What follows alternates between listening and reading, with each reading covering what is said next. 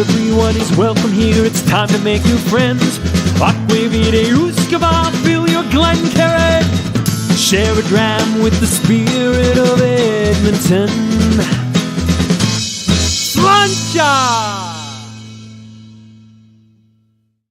Slancha, and good day, whiskey brothers, sisters, and friends, and welcome to the Whiskey Book Club's third book of season 4 with author David Stirk right there.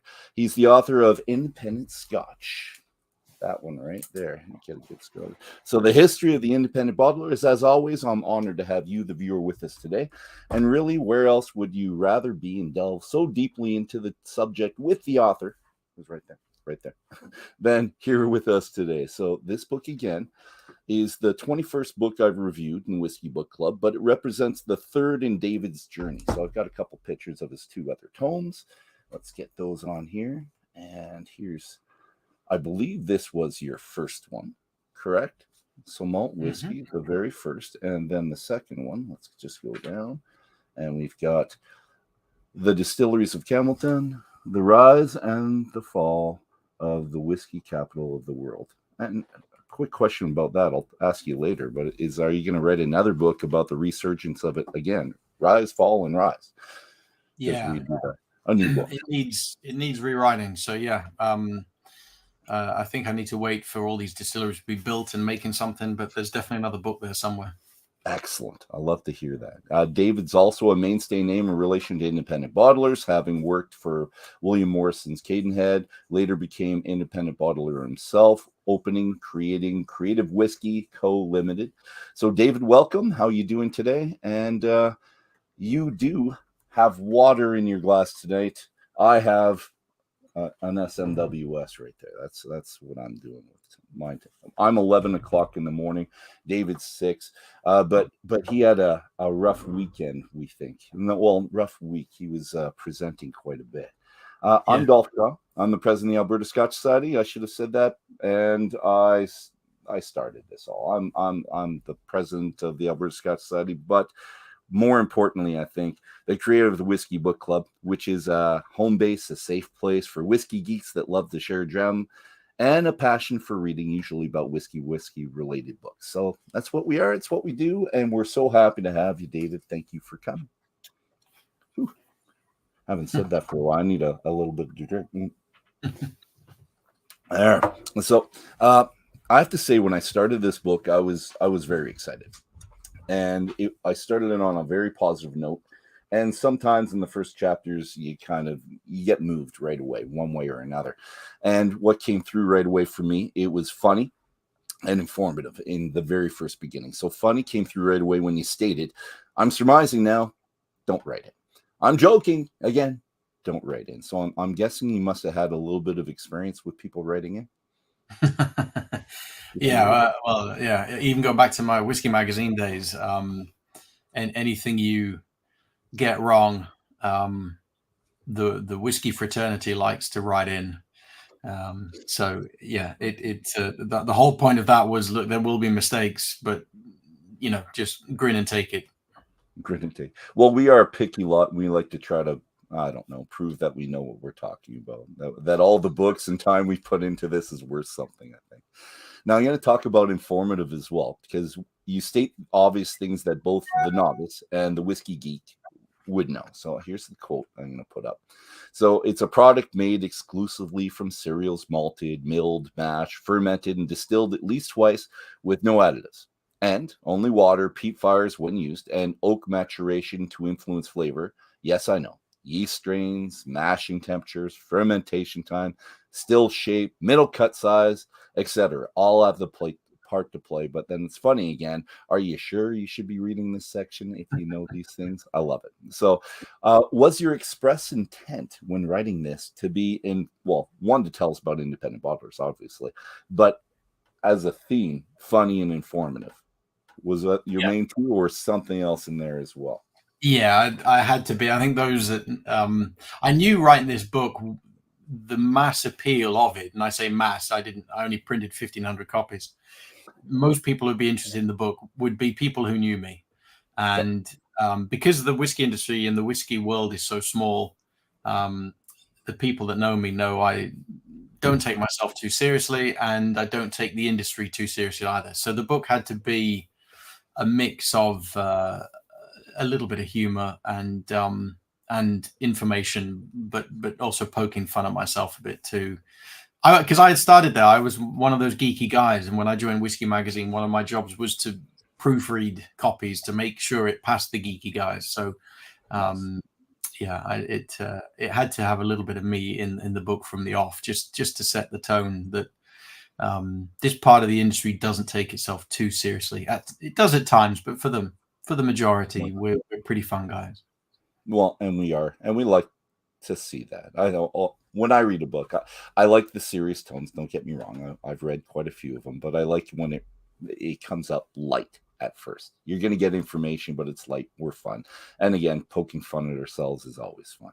And I did mention some of the roles that you've already played in the industry. So you've already mentioned Whiskey Advocate, but we didn't talk about Cadenhead, writer, independent bottler. I initially thought, really, that you had to be very lucky. I thought, but maybe luck had nothing to do with it. I think that maybe we should chalk up all your jobs, all your progression through the industry to hard work, dedication to the industry, maybe a bit of anarchy, which, flippant disregard for the established norm, which I like a lot. And that comes through in the book. I'm a big believer in us making our own fate and how one decision kind of affects our life decision, what we had. So I'm wondering, can you possibly tell us how the jobs you've had, and it seems like you've had some fantastic ones that I admire, that we already mentioned, left their mark on you, formed you into the person or author or whatever you are now, or stated a different way, what are the takeaways from these big jobs? Author of Malt Whisky Guide, Cadenhead, magazine writing, all this. Yeah, they've all led, everything in your life leads you on to one,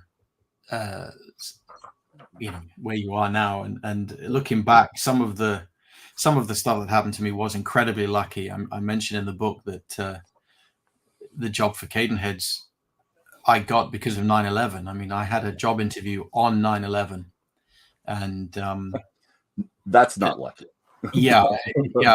I obviously, I'm not suggesting that several thousand people had to die so I could go get a job at Cadenheads. I'm not a fatalist or anything like that.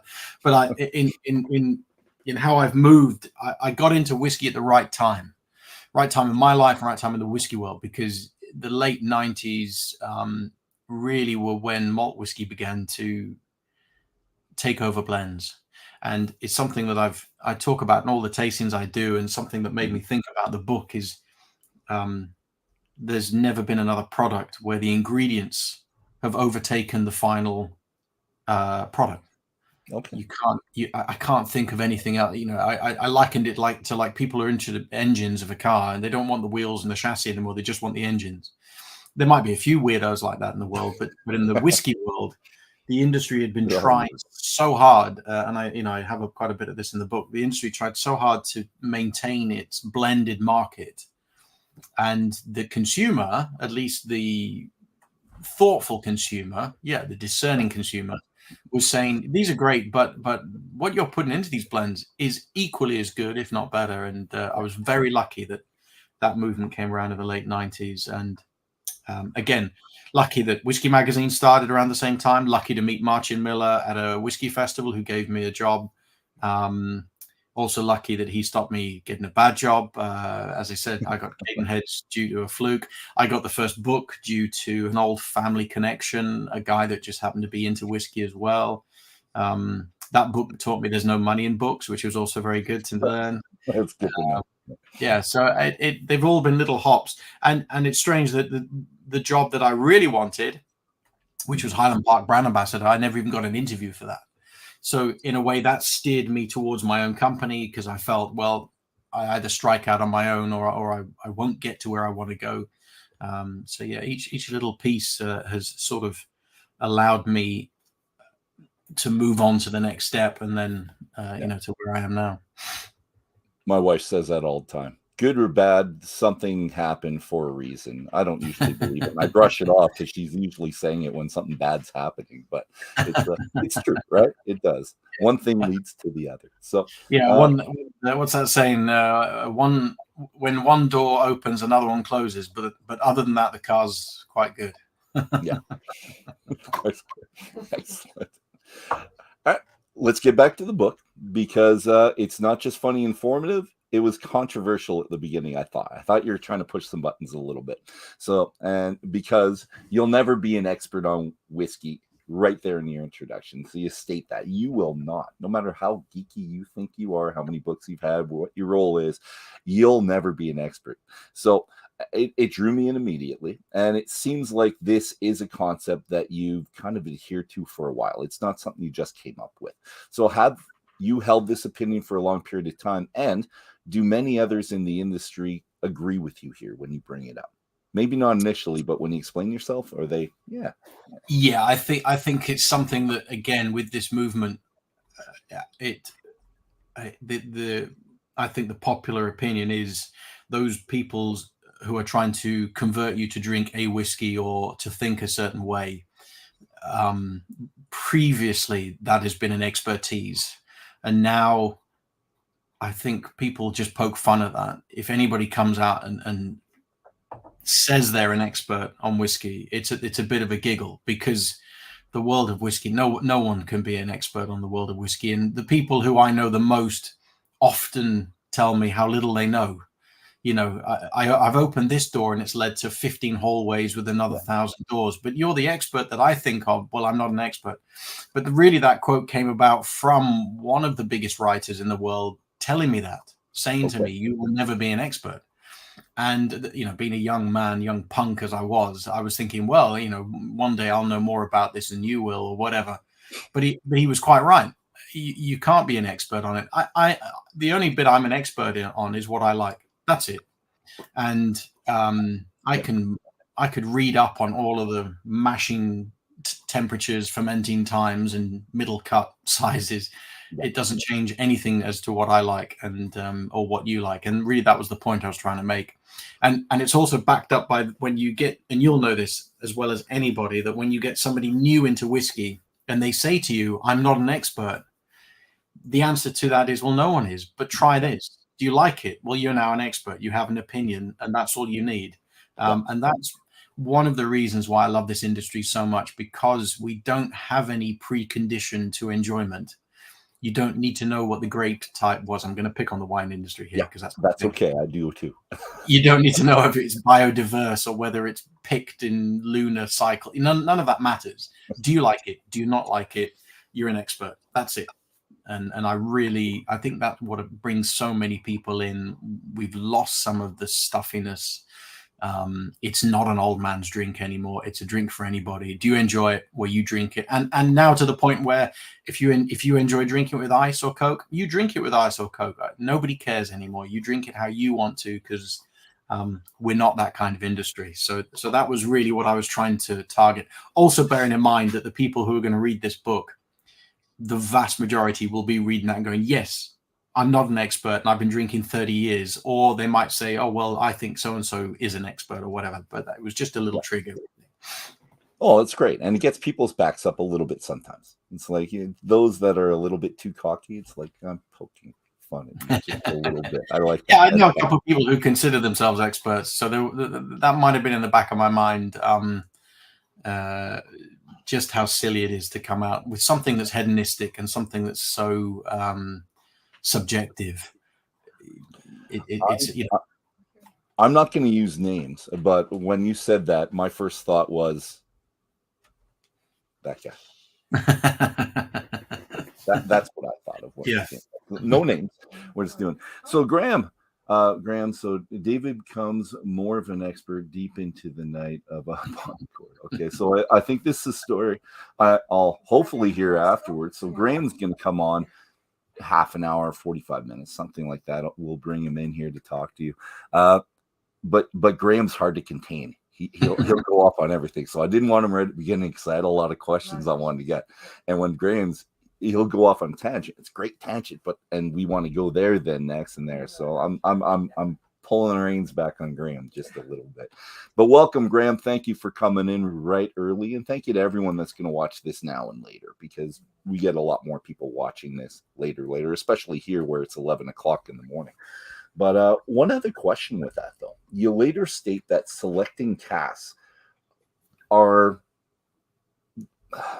okay. We relate this to not being an expert to selecting casks. Are there other areas in which you believe we should not believe in the concept of expert in whiskey? So not just everything, because you said individually we can be, and what we like and what we love. And maybe for me, for my group that I try to do things for, I try to be an expert on them, on what I could do for them. But which one is there absolutely no possible way? Let's poke a bear a little bit more if we can. Just no way.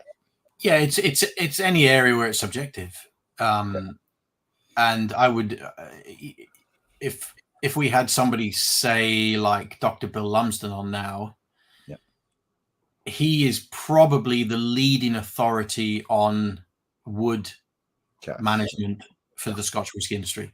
Is he an expert on what a whiskey will taste like if it's put into a wood? Well, no, because he doesn't know when he starts his project. He might have an idea of what he wants the outcome to be.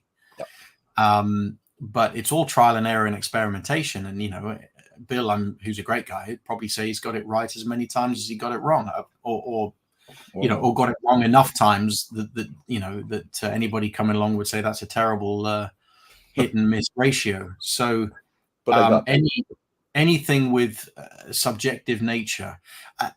I remember being in a tasting where somebody in the audience said, I get nutmeg in this whiskey. And the person hosting the tasting said, no, there's no nutmeg in there. And and again, they were the expert, not self-named, but billed as the expert. And I think that's the terrible thing. It's so subjective, all of this. It's so hedonistic. It's so personal.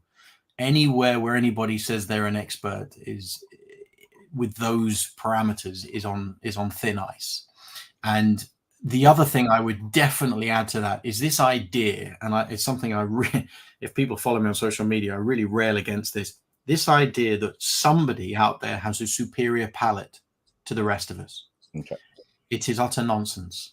The wine industry suffered horribly with the Parkerization of this idea that one guy, because he's written this periodical, can tell everybody else what is good and what is bad. Right. The whiskey industry should always take this stuff with an absolute gallon of salt, because one man's opinion, or what is usually men, I'm being sexist here, but it is usually men, one person's opinion on whiskey is just an opinion. You know, it's like, as I say in the book, it's like matchmakers. Oh, I've got the perfect person for you. Oh, do you really? How would you possibly know that? You know? Anything like that. Anywhere. Now, there are people who have tasted more whiskey than other people, and people who can tell you historical things. You know, if I want to know about whiskey from the 60s, 70s, I'm quite lucky that I can contact Angus or Serge, and these guys are a font of knowledge. Carsten in Germany, other people. They would never ever dare to say they were an expert on what I would enjoy, you know, or what was better than anything else. They're quite clear about that. These are our tasting notes. These are our scores. If you agree with us, fantastic. If you don't, doesn't matter. So yeah, definitely that area. It's all subjective. You can't be an subject. Well, and it flies in the face of the whiskey Bibles, and you talk about that a little bit as well in the book. But we know what we like. I know what my wife likes generally, and I'll pour her something, and I'll say, "You're gonna love this," and nope.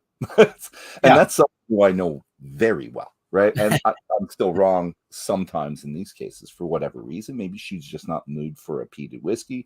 Maybe she just didn't like the ammonia coming off it tonight as opposed to some other night. There's so many reasons. But I agree with you, and I love it, and I like the poking the bear. But I'm going to revert back to the book on why whiskey in chapter 1. So I'm kind of going systematically. And you talk about your epiphany with Glenlivet 21 in your teens.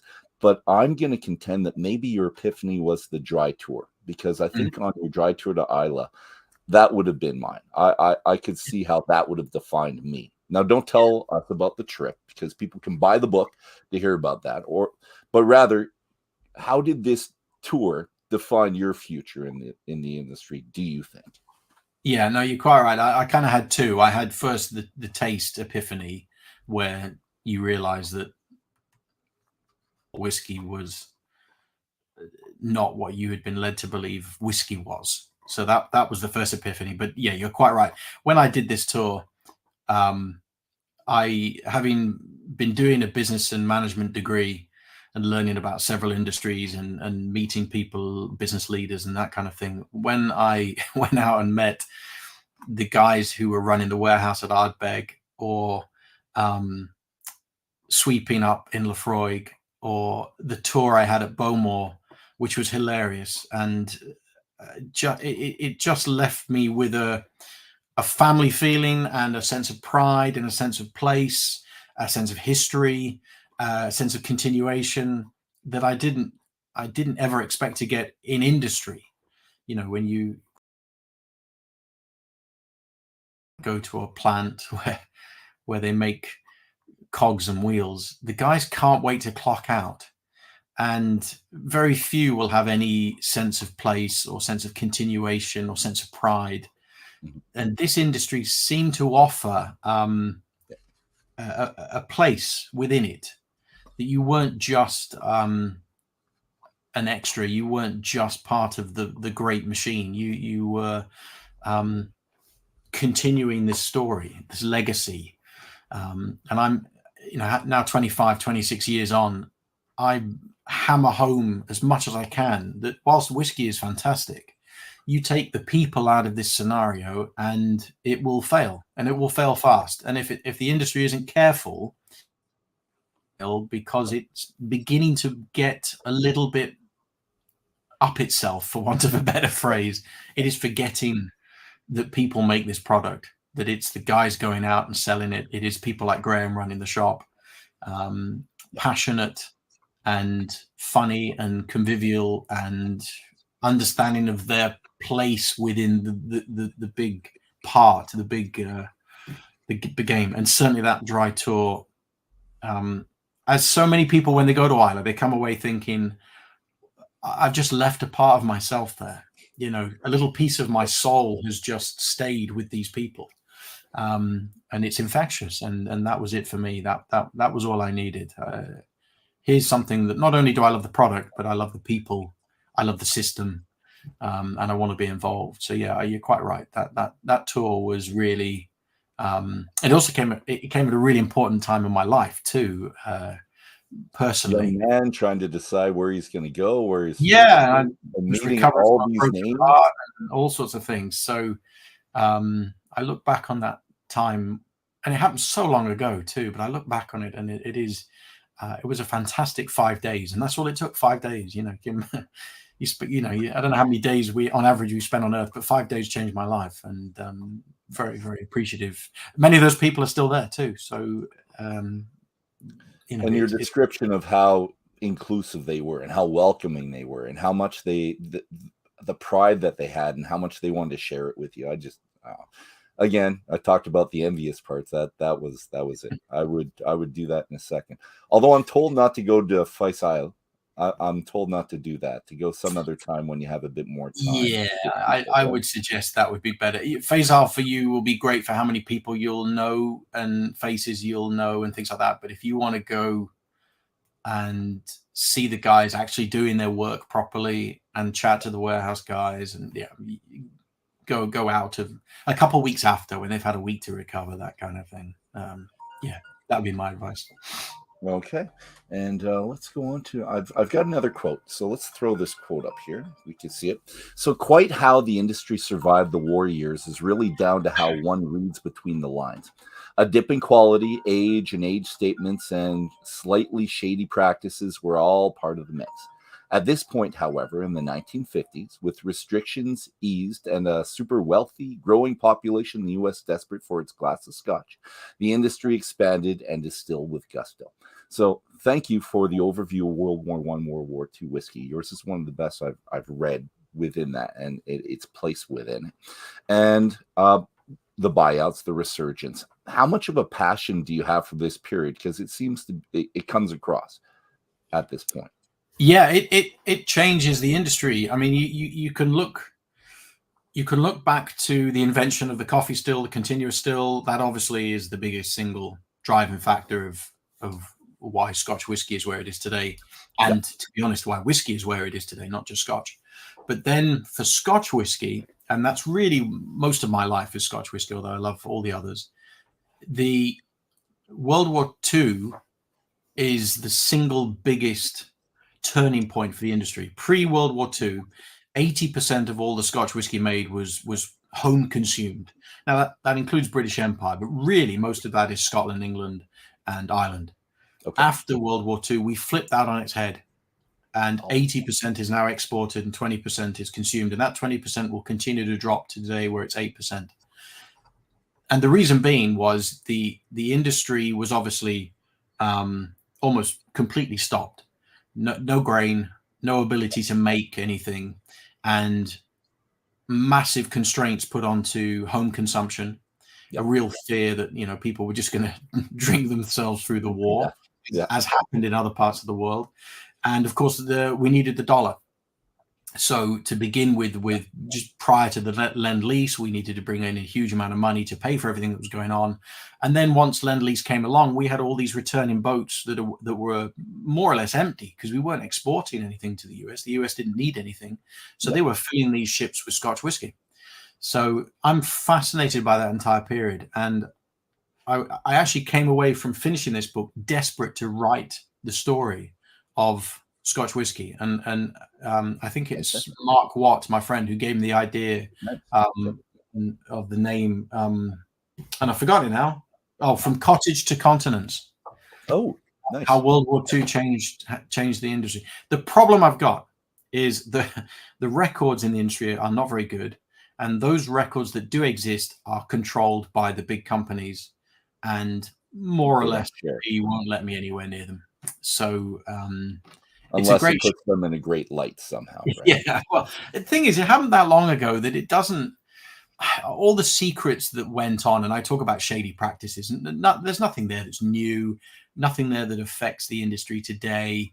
It's not like there's no blood money or anything like that. There's no real skeletons in the closet. But one thing, for instance, we continually read about how there was a period of no distillation. And then you might find a Gordon MacPhail bottling coming out, which makes you scratch your head because you think, hang on a minute, I thought nothing was being made during that period. It would be great to go through the records and actually say, look, this distillery was operating from January 1944 to August 1944, whatever it is, so that people can actually say, oh, okay, I see where Gordon MacPhail got that cask from, or I see how they were still blending certain things after the war, and so on. So yeah, that World War II is a fascinating. I mean, I could pan around and show you my shelf of World War II books, but I'm fascinated by. So there we go. Okay, there's that, and there's the books. There's all the World War II books. Beautiful. I'm fascinated by the period anyway, so it'd be great for me to write something on it, just to be in that shelf in the bookshops. But you got two loves at once. It's good. Maybe. I'm going to ask, do you have one predominant book that you use for your research? Because I'm always looking for that one predominant best of kind of tome. And maybe it's not a book. Maybe it's just the records from Gordon MacPhail because they've been around for so long. Is there one? Not one really. Okay. The books I used are these mainly. So you've got the first one is the Moss and Hume book, The Making of Scotch Whisky. Okay. Is that? Yeah, I see it. Good. That's a fantastic history book. One of the best. Then you've got The Schweppes Guide to Scotch by Philip Morris. You know what? I haven't seen that book. I think it's still available. You can get it off Amazon or somewhere. That's very good too. Philip Morris, I've not met him, but he is someone you should have in your show one day, definitely. Okay. This book is absolutely incredible, and so that's the history of the Distillers Company Limited, R.B. Weir. Weir was a Oxford professor of history, and history and business, and I understood that he was actually writing part 2 of this, which would have been incredible. So effectively bringing the Distillers Company Limited to Diageo. So I reached out to the university because he passed away several years ago, but sadly, whatever work he was working on is either in the family or lost, which is a great shame because that is incredibly thorough. And for anyone wanting to know the history of the industry, if they haven't read that, okay, you have to. that is a stunning book, stunning piece of work. Okay. Heavy going, but and it really shows how the Distillers Company Limited were reliant on things like yeasts and breweries and other things, not just distillation. And then the last one, Ross Wilson, Scotch by Ross Wilson. This has probably got the most information around the war years. Okay, so that's the one I'm looking for that period. Yeah, okay. And he finishes this book, I think, in about sort of the 1960s. Yeah, fantastic, and it has one of the best photos I've ever seen. So this is a coffee, the modern coffee patent still. It just looks like something from Frankenstein or.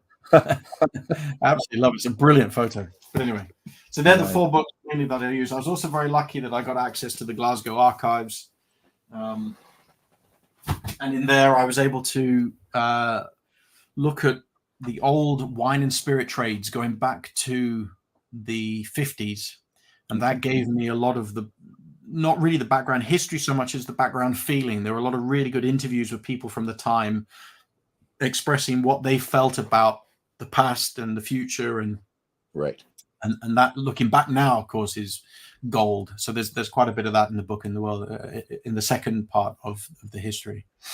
Excellent. Quite impressed with the tomes you just showed me. And you stated in your book that during university you spent much of your time looking for books, which is, well, books on the field itself. So did your passion for whiskey books start before possibly and it just developed, or was it started right there in university from your trip, maybe your drive? Yeah, it definitely. I think I'm one of these people that if I get into a subject, I tend to buy all the books about it.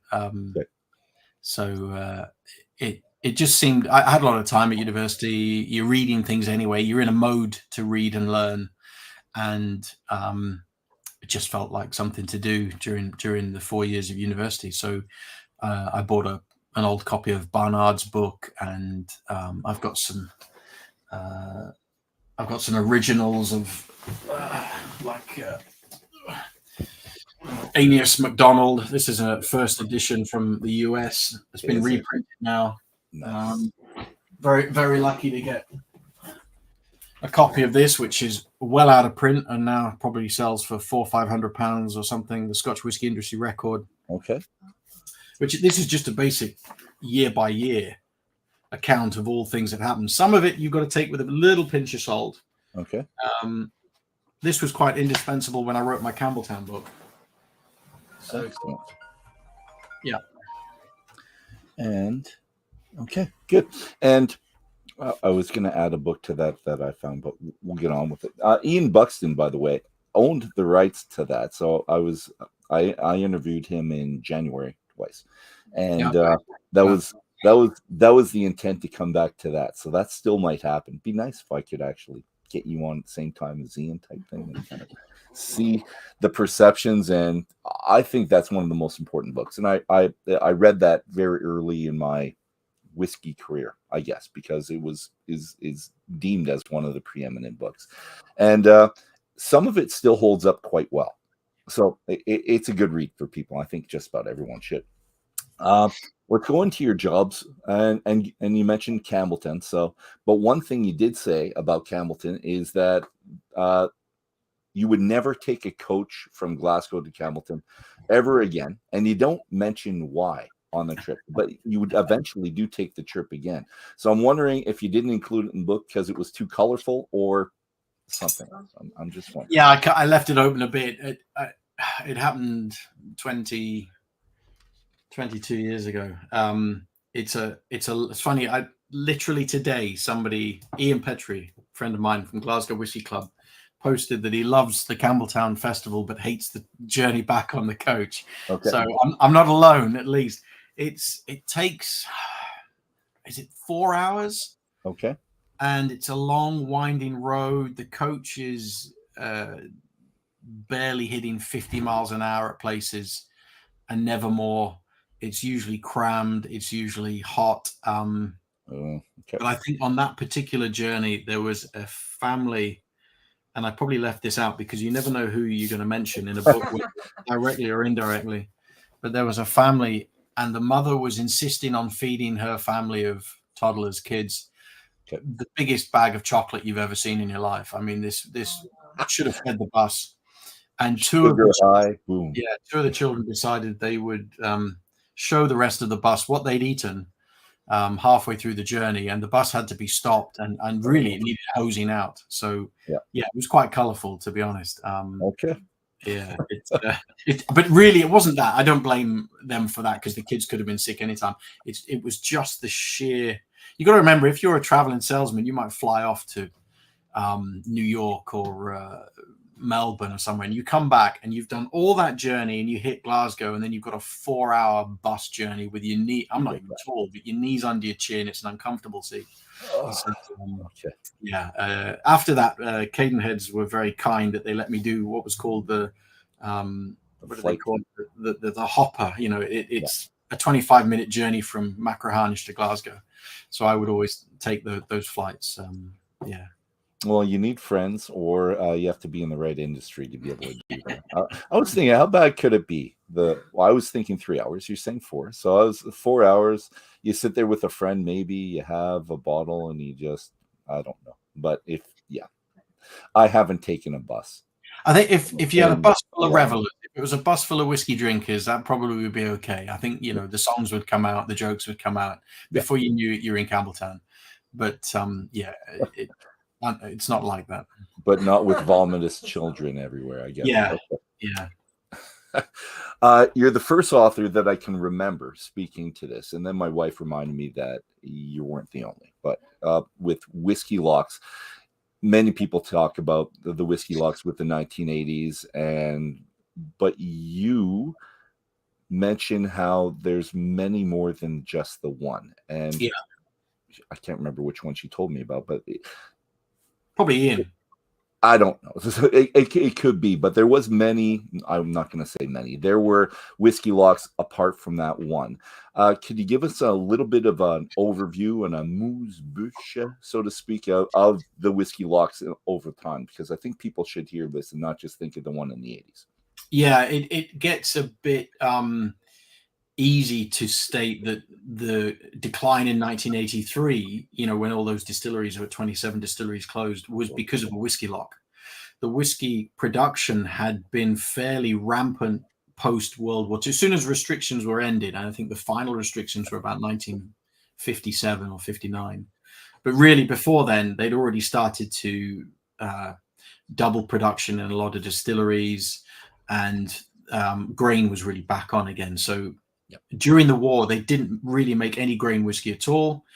Come the end of World War II, there was a huge boom and desire for grain whiskey. In fact, when we talk about people investing in whiskey, one of the first great periods was the grain investments in the 50s and early 60s. And America in particular were buying huge quantities of grain whiskey because the price was just going up and up and up. And then, of course, we hit overproduction of grain and the price collapsed. And that was sort of mid-60s. But I had a fantastic interview with a guy called Dr. Alan Rutherford, who's ex-UDV, which is now Diageo. And he told me something which we all know in our head, but it needs somebody to tell us, is that every time they would have a restructuring or a new manager came in, especially marketing, no manager is going to come into a company and say, right, we're not going to sell more next year. Everyone who comes in says, right, we're going to increase sales, we're going to have greater exposure, greater market share. And the industry actually began to call it the 7-year itch, because roughly all the brands at the time were between 5 and 7 years of age, roughly. This is generalization. So a new guy comes in, what does he do? He tells production, up production, because we're going to have an increase, we're going to have a boom. And you have then the 7-year itch, and you can go back through the period and you can kind of see more or less every 7 years, too much. They've made too much. And I've lost the book. I've had it here. Oh, it's right in front of me. This which I don't recommend you go buy because it's incredibly expensive. But it has all the years of production in here. In this incredible table here.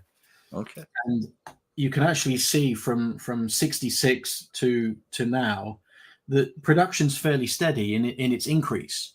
This idea of there being, way too much, not enough, way too much, it's not really true. The production kind of continuously builds. Yep. What's changing is consumption, and what's changing is how long stock is laid down for and what it's used for and where it's been shipped to. So you've got different parts of the world reacting differently. For instance, in the 70s, Japan suddenly becomes incredibly important for bulk export, massively important. Prior to that, it barely did anything. So whilst production is still going up, if their desire drops, you've got your overproduction. But it's not just one whiskey lock; it's a continually mismanagement over time. But it still does fluctuate, but fluctuates up and fluctuates up and fluctuates up and fluctuates down. Where are we now in that book? If you're looking at a graph of it, I know it was a page as opposed. I'm a math teacher, so I like graphs. Are we peaking? Are we still going up with China's desire? It's pushing production higher and higher, and we're going still up, or are we kind of coming down at one point? Which we're in a fascinating time for two reasons. First of all, the industry didn't hit 3 billion liters of stock until 2007. Okay, and we've now hit 5 billion. So the production is ramped up massively. But what's really interesting is that we have the first time in about 100 years where malt whiskey has superseded grain whiskey. We are making more malt whiskey than we are grain whiskey. And that, of course, suggests several things, but mainly it suggests blended sales are not growing. If blended sales were growing, we would need more grain whiskey because the backbone of blended whiskey is grain. Yeah. We are hoping as an industry, and I'm going to speak on behalf of the industry, we are hoping that malt whiskey sales continue to grow because, as I said, we are making considerably more than we've ever been at any point ever. So that's the interesting bit for the future. When people say, what do you see the future of the industry? I see an overproduction of malt whiskey. That's what I see, a huge overproduction. And unless China and India picks up the slack and a few other markets, we're going to have too much, and we'll see what happens. If you've had Ian on, he's even bigger at the whiskey lock of the current and all this. I try to downplay it a little bit. I let Ian, who's much longer in the tooth than me, speak it up. He's been in marketing departments and things. But it's clear that unless we do have greater consumption, the other interesting thing is, and I know this is going to be interesting to some of your people, the industry has always viewed stock on sort of, if we stopped, how many years could we go? Okay. So the greatest period we've ever had since 1966 was actually in 3 years ago, where we had 10.3 years worth of stock. So consumption versus what we've got lying in bond. We're sitting now at around sort of 8 to 9. Okay. In historical terms, if we go back to the real decline, 1983, we had 8.4. So it's interesting when we look at these numbers, the lowest it's ever got is 6 years, 1986. Okay. So because of how little they were producing after all the closures in 1983, we got down to only having 6 years worth of production. And we're now at sort of between 8 and 9. Historically, that's a little on the high side, but nothing scary. So that's kind of how the industry views these things. But as I've said, if you look back to, let's take a year, for instance, 1966, we made 233 million liters of grain, 116 million liters of malt. If we look at 2021, we made 306 million liters of grain and 325 million liters of malt. So 1966, it's 2.2 times grain to malt. 2021, it's nearly parity, but ever so slightly higher in malt. So interesting how the industry's changed and how it's viewed things. And going back to my book, that's because independent bottlers drove malt sales, not single-handedly, but they should take their fair share of the credit. And in the great way. And we're going to talk about that in a bit as well. But does it sound bad that I want a whiskey lock? Does it sound bad that I want higher, more quality whiskeys into not the blends, but my single malts that come out. Wouldn't it be great if a 15-year-old had some 25-year-old again? Really? Yeah, it's the beauty of it is, and this is something that I think I mentioned in the book, and I always say in my tastings, the industry must always make more than it needs, because you cannot go back in time and make it. So the whole idea of the brokering industry that came out of really the Patterson crash, and prior to that, which was part of the problem, was this speculation and these guys buying up parcels and fulfilling blends requirements and other things, and they wanted to kind of get rid of that, so they made enough for themselves, right? Because, as I say, it's much easier to use your own stocks and have old stocks. If you've got a 12-year-old, there's no problem putting a 15-year-old in it, but if you've got a 12-year-old, can't put a 10-year-old in it. So you're quite right. For the industry, it's not that big a deal. The issue has been historically, I'm giving a lot of information, I hope this is okay. The issue historically is that the money was lent, it was speculated, and it was loaned to the businesses. Nowadays, these companies are shareholder funded, they're cash funded. So they don't have to provide immediate funds for things, whereas they did historically. Now these are massive, what is Diageo, 15 billion turnover a year, holding these stocks. Yes, it's on the balance sheet, but it's not going to cripple them if there's a sudden dip. But I'm with you. I think I think it would be nice to start seeing some of these, and it has been. We saw so many no age statements in the past. They're catching up with themselves now, and we're seeing less of those, and more of the age statements coming through. So interesting. Well, let's start into the independent bottler speak and into that world. So you mentioned how the relationship between traditional distillers and independent bottlers can now be defined as modern days. Thanks for the groundbreaking work. We'll take it from here. And that reminded me of So Long and Thanks for All the Fish. Thanks. We're done. Which is exactly where I got the idea from. So I'm glad you thought of that. Excellent. I'm good. So at first, I really didn't consider this with the vast number of independent bottlings I've bought and are still available. So if you look at all these and all the SMWSs, there's lots. I didn't think that it was a strained relationship, really. And I thought that independent bottlers always have and will always have lots of whiskey or options, because they're making more whiskey. You're going to be able to buy it from someone at some point. But I'll ask you to expand on this a little bit later when we talk about the nature of independent bottlers versus the distillers, so traditional distillers. But what I will ask you to talk about is tell us what the distillers' options are other than selling to independent bottlers. So you talk about supermarket-owned bottlings, and you already mentioned supplying export markets. Are there other things and other ways that they can still, I don't want to say dump their whiskey, but get rid of the extra stocks? They're the main ones still. The what are called own name brands. There is still a big market for those, and in most countries too. So if you're in the US, you can go see Trader Joe bottlings, you can see Total Wine bottlings, you can see Bevmo bottlings, and there is, whilst the whole bulk side slowly changed and dropped to a certain extent, India is now by far the biggest buyer of bulk, of young bulk whiskey from Scotland. So that part's picked up, and of course the guys are going to do it if there's a market for it. Not necessarily the big guys. I'm not suggesting Diageo do this, and in fact they've always been anti sending bulk. When you're the biggest, you can fulfill your own needs. But it will be interesting to see what happens if some of these things don't pick up. If India decides, actually, we don't like this practice, or we want to look after our own brands, our own production methods, it'll be interesting to see what other avenues they've got. In the past, historically, brokers were around to sell these products to independent bottlers.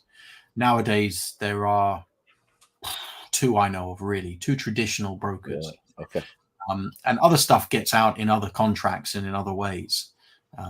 But for the most part, those companies that have wanted to remove their products from independent bottlings have been able to do so. If they really want to go out and do it, they've been able to do so. And you can see that with the likes of Glenmorangie. You can see it with the likes of Glenfiddich. You can see it even with Bowmore. Yeah, there are still some Bowmore bottlings around, but they have been very, very successful in stopping independent bottlers getting their casks. Hard to get. Ardbeg, those. Well, a lot of the Isla. Well, not a lot of. Sorry, there's 2 or 3 in Ireland that just seem to have cut, which makes the independent bottles that I've bought in the past kind of rise in price. Yes, that's right. Although I don't sell any of my stuff, it's great for our tastings because you introduce something. This is what we have, and we kind of flock towards those, which is nice. Yeah. Yeah, which I kind of suggest is the role that independent bottlers play. It. I said I've just come back from Sweden, did a tour, and we had 6 whiskies, and I would say each night I presented 2 distilleries to 99% of the people that had never tried them before. Nice. So you're doing them. Okay, you're making money out of it. Let's not be cute about it, but you are doing the marketing for them. And I would suggest that out of those 99%, maybe 80% went away with a really positive view of those distilleries, and the other 20% were probably just curious about what else they did. So yeah, it is interesting in that regard. But it's also you've got the flip side of that. Where think of another industry where you can take the produce of a factory, slap the name on it, and sell it. Yeah. It's a fascinating industry, and it's self-made, which is kind of what the book is about. But it is interesting. It is becoming harder though. It definitely become harder. You just mentioned brokers,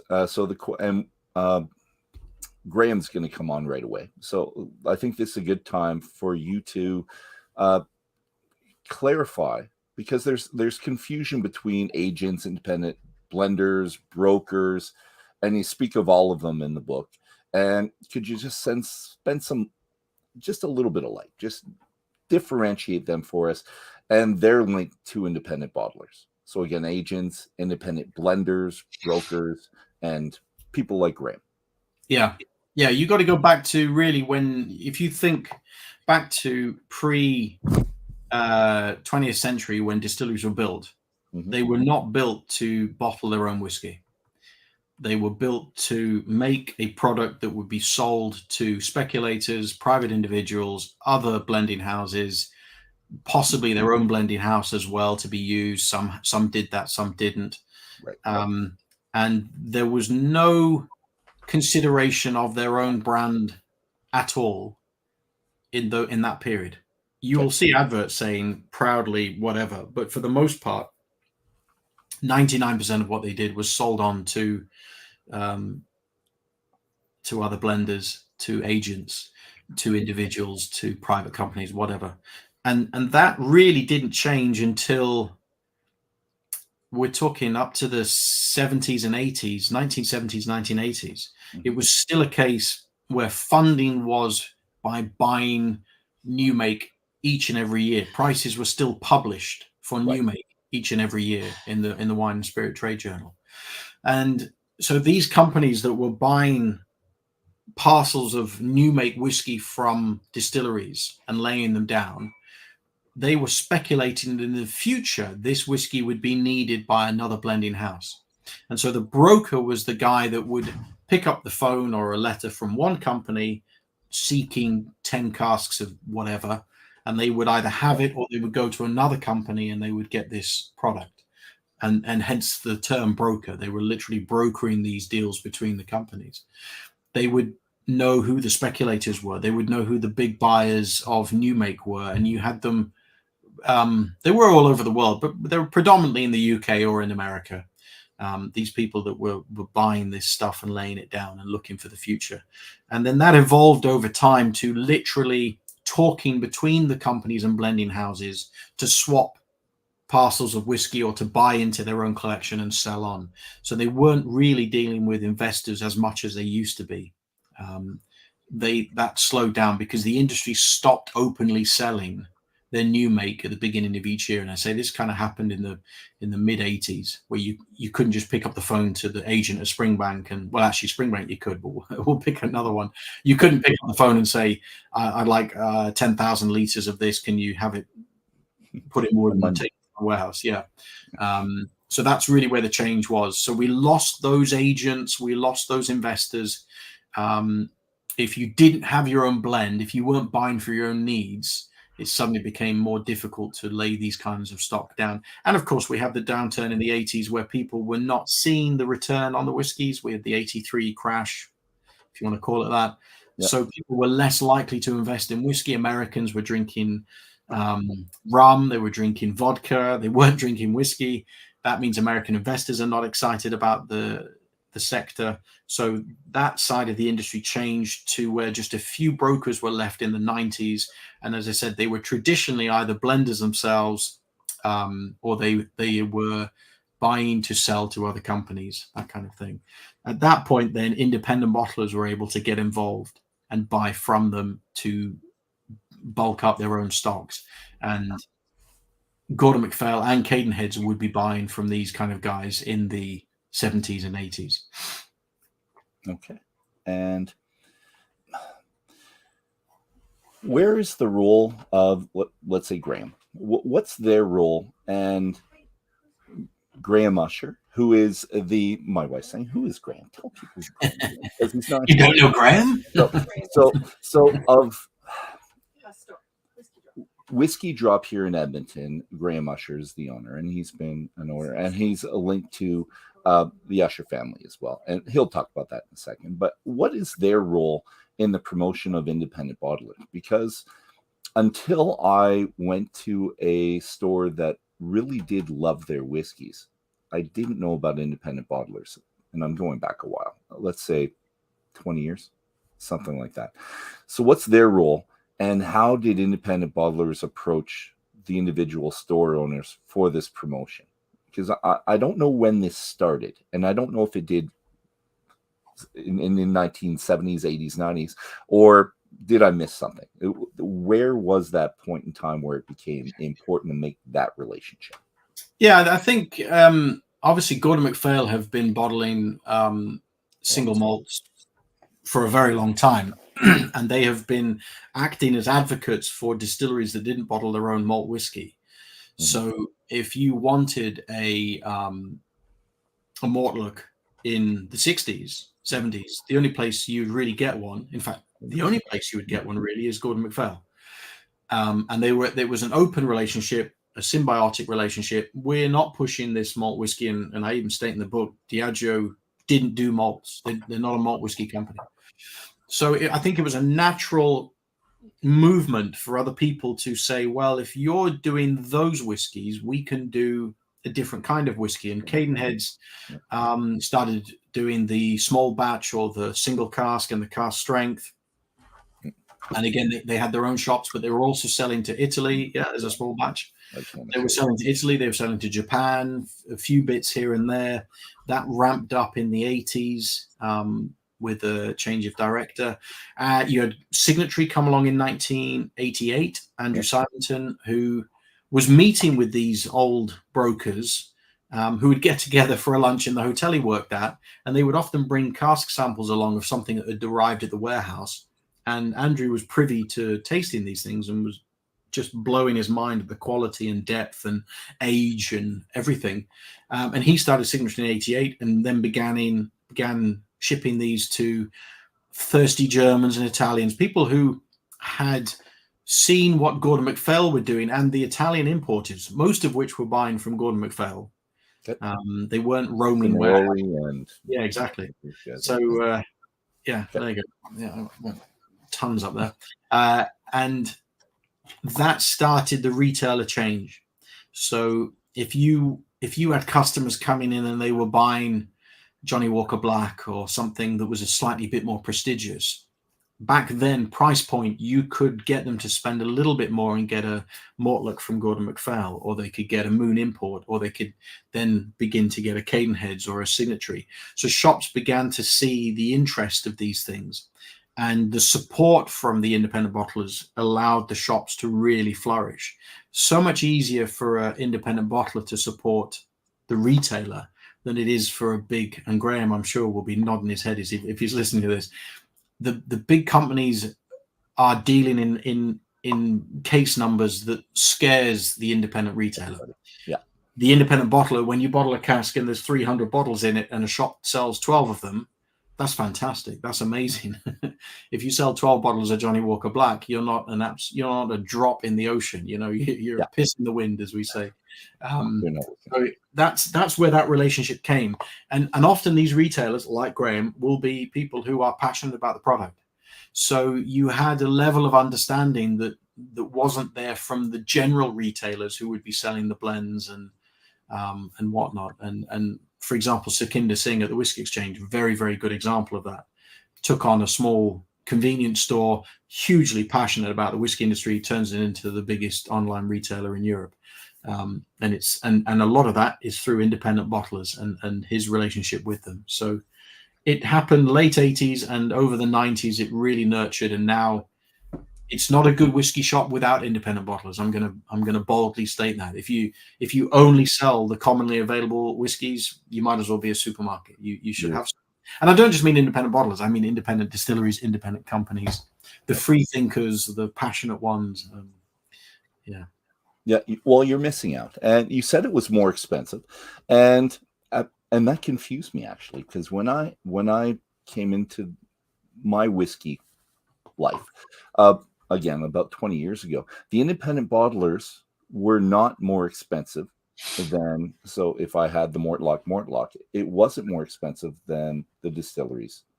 It was a little bit cheaper, but it was cask strength, single cask, non-chill filter, no coloring. It had everything you were thinking about, and it was cheaper. So I'm wondering how it became cheaper for us here at that time.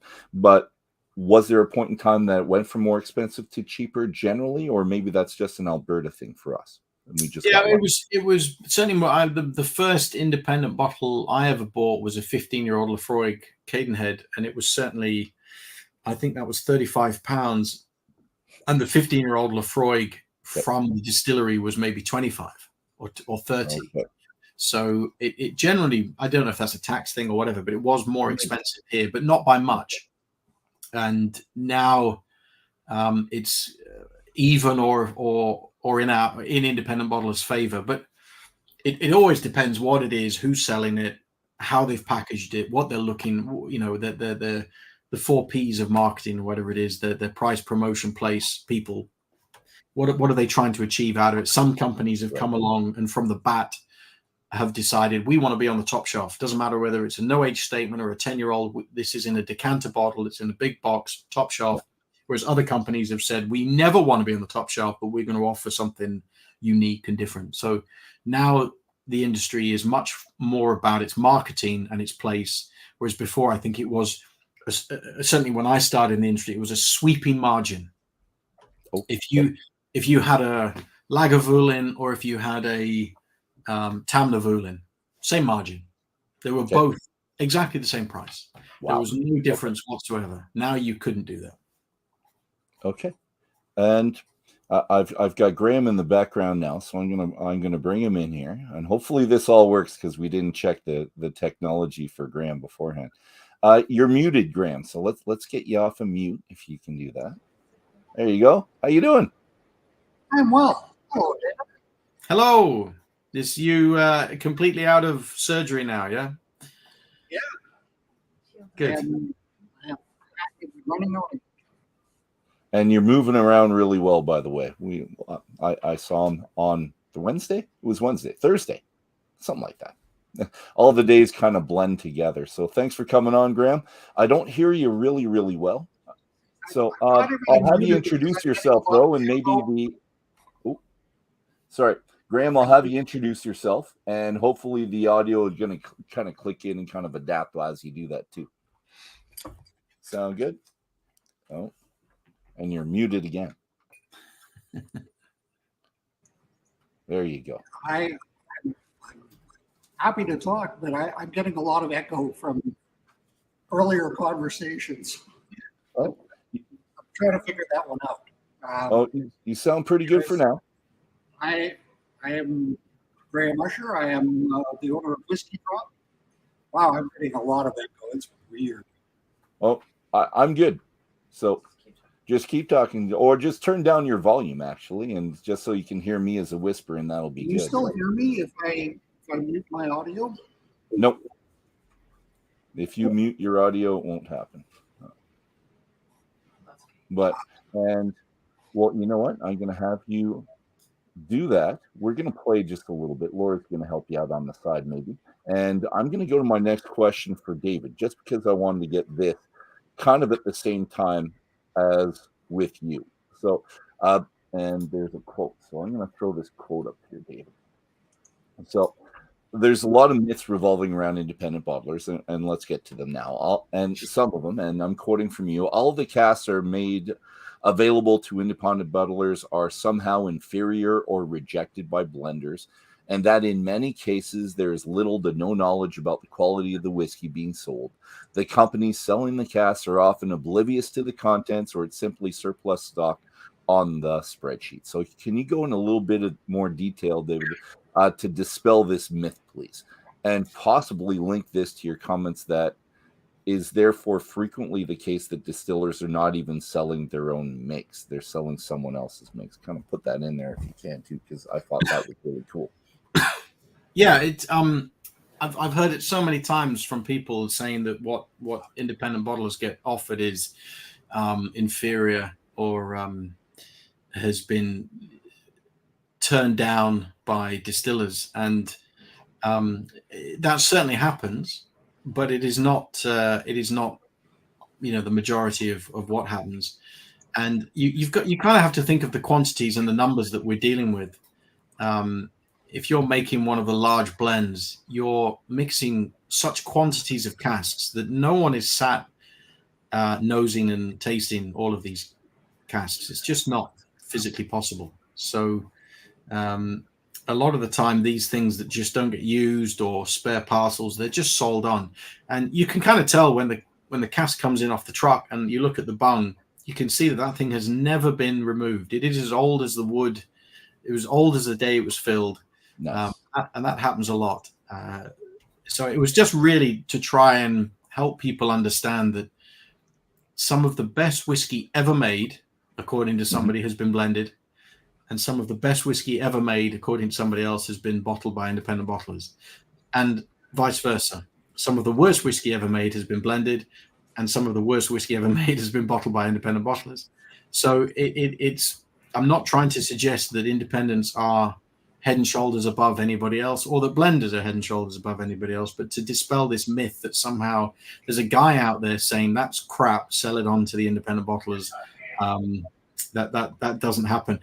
If you think about it again, it wouldn't serve their purpose well if they were selling stuff that was inferior for them to get into the market, be bottled, and be sold with their name on. The other point you're making about them selling things that doesn't belong to them, you've got to also remember that I don't care how big you are buying and trading at the beginning of each production cycle whiskey from other companies. Right. And you are maturing it, and you are hoping that it will fill a hole in a blending portfolio, blending recipe. So if you're Diageo, let's say they have 70 different malts in their warehouses, they only own 30 distilleries, whatever it is. So they have a lot of stock of other people's whiskey, and if they don't need it, they need to get rid of it. That's taking up valuable real estate. It gets sold on, traded on, moved on, and that's how it works. So quite often, whiskey that we see in the marketplace has been made and filled into wood by another company, not the distiller. And that's why you can see weird little parcels of whiskey come along that you think, let's go back to 1997. Oh, I didn't realize Macallan did ex-bourbon casked whiskies, because they say they never did. Well, they were selling whiskey onto other people who were filling into ex-bourbon. So yeah, it's great in that regard. You get to see a different element to distilleries that sometimes don't offer those kind of whiskies. But again, not necessarily the best thing, not necessarily the worst thing. It's just something. Oh, I just love having one beside the other, when you can have one that's supposed to always be sherried and the other one in bourbon, or vice versa, and have them side by side. Sometimes you don't get the ages at the same, but you can see the influence of both and love it. And without independent bottlers, I would have learned very little in the early 2000s about other distilleries without them, because it's because of the independent bottlers that I was able to expand and learn and know that there was another life out there beyond just the basic Johnny Walker Black. Although I think Johnny Walker Black's fine. I do. I don't love it, but it's fine. It's something I will have on a plane and I'll be happy with it. Yep, absolutely. Graham, you're back. I am. Do me a favor, sir, and tell me how you got to know David, because what I'm going to do, because Graham he's quoted here. Actually, I'm going to read the quote before you say that. If that's all right. There's Graham quoted on page 22. So it's chapter 2, World War II restrictions and export. For centuries, the Scottish whiskey industry has benefited from the efforts of independent companies. They are the entrepreneurs who brought Scotland's water of life to the attention of the world, perhaps most notably in North America. Today, they continue to push the boundaries of what is possible rather than what is predictable. Graham Usher, owner of Whiskey Drop Canada. And here's the man right there. So, Graham, how did you meet David? Or vice versa, help me out. I had the great honor of meeting David, I think the first time in 2014, when I came over with Josh and Jason. We were the single Cask Nation guys. Yeah. And they were already friends with David. And there was a night at the Bonaccord, I'm pretty sure. A late night. That's okay. Well, those nights are good. They're good memories. They are fantastic. And the last time I had the pleasure of sitting down with David was 2018. And again, we were over doing supporting the swim around Isla. So we met at the Bonaccord the first night, and I got the chance to peel off with David for a little half-hour session out the back on the deck. And so when David was crowdfunding for this book, I was made aware of it, and I signed up immediately. Because I've also got David's book on Campbeltown, which to me is like a reference manual for the history of the Campbeltown distilleries. I've always enjoyed David's writing, and getting a chance to just sit and talk to him. And again, it's always a learning experience. I was so interested by what you guys were saying earlier about expertise and who's an expert claims to be experts, and they not usually aren't. I mean, they might be able to regurgitate facts, and because of that, consider themselves experts. Yep. But David has experience. David has hands-on. He has history. He has knowledge, and he's exactly the kind of guy I love to sit and talk with, because you learn something every time. Learn all the time, and you never would have. My introduction to independent bottlers was actually Michael Urquhart, who came to my store many years ago, and I was not a fan of independent bottling. I said, very naively, I said to him, why would the distilleries ever sell you their best casks? Yeah. Like, it just didn't make sense to me that independent bottlings would have these great casks. He looked at me and he said, I don't buy casks from distilleries. I bring my own casks and fill them up. And I went, pardon? And he then proceeded to tell me his business. He said, I don't know anything about making whiskey. All I know is about how to age whiskey. Okay. And that was my epiphany moment for independent bottling. And I went, oh. And then I got to know Josh Hatton and Jason Johnson Yellen and their independent experiences, and came to rely heavily on their palates, because I think those two guys have exceptional palates. When was that, Graham? Give me a year, around a year that you started with the independent bottlers, because we were trying to determine that. When did that really kind of start for us? Well, I started buying up all the independents I could around 2012, okay. 2011, 2012. And then got to know I started going to Whiskey Fest in New York, and that's where I met Joshua and Jason and Ranald Watson. I met Ranald Watson there, and You know, just that's when I made the big left-hand turn into independent bottlings, and you know, I mean, it's really it's a family tradition. For this book, I got a hold of David and I said, "Well, are you going to speak about the Usher family, the original independent bottlers?" Because you know, Andrew Usher was one of those agents that David referred to back in the 1820s, 1830s, and Usher bought out 100% of Glenlivet's output for 25 years. Everything that George Smith made was bought by the Usher family, taken down to Edinburgh, and blended into Usher's whiskey. Until they had a big falling out. Okay. But you know, that was the way it went in those days. David was exactly correct when he said distillers didn't bottle their. George Smith didn't care about selling whiskey. He just liked making whiskey. So he, you know, and it was hard to get product out of the hills because I mean, at first all those distilleries were set back into the glens and the moors and the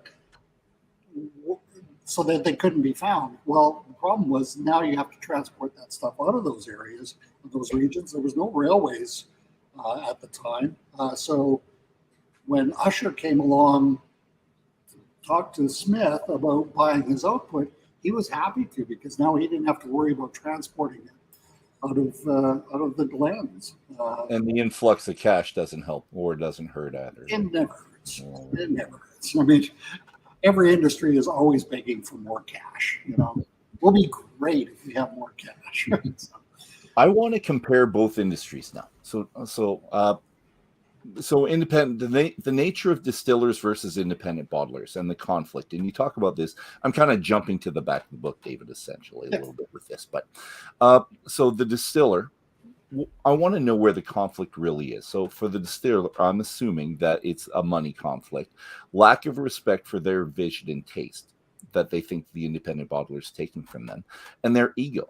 How dare they think they're as good as us? And now I'm going to the independent bottler and their conflict. So maybe they're thinking there's a lack of respect for their role in the love, the accession for whiskey that we have now. Possibly an inferiority complex if they start to believe what the distiller owners, CEOs, CFOs, and their ramblings. And we've heard that. Graham and I have heard it. We've had someone come from Glenfarclas, and we don't want to talk about it, but same thing. He's not giving away his best cask, is what he's saying. He hates independent bottlers, is what he says. I get him started on these conversations because I want to hear his kind of point of views, but that's it. So they're ramblings as well. Or is it something akin to, and I've got another quote, and hopefully you can see that I love my quotes now. Here we go. This one for you, and this is, it's a personal investment, and I don't mean monetary. It's hard for an independent bottler to convey. If you don't make the whiskey, in most cases don't fill the cask, and in several cases don't actually bottle the whiskey, what attachment, investment, or personal account can a bottle of whiskey possess? This is something I struggle with throughout my time bottling as creative whiskey. I don't make the distillate and didn't fill the cask. So let's go back to that. Where do you think the conflict is? Because I'm of the one person in an industry doing well, it's going to float all the boats. Just one will elevate the others, but there is a conflict, and we've talked about it, just seen it just recently. Why? I think it's the coverage, and I joke, I don't think I put it in the book, but I joked in a tasting that perhaps if this experiment had just stayed with Gordon MacPhail, Cadenheads, and the few Italians, that we would never have seen any issue or conflict at all. It's the coverage that independent bottlers get and can get, and that first few words is important. That personal investment. As hard as it is for me to have a personal investment in a bottle of whiskey that I have no personal attachment to other than I bought the cask, it's sometimes even harder for these companies who don't even have a personality behind the company to demonstrate any sort of investment in the product. And most independent bottling companies, really, if not all of them, are quite small. Even Gordon MacPhail, it's a family company. Know the family members quite well. All fantastic people, all passionate, and all capable of conveying an investment.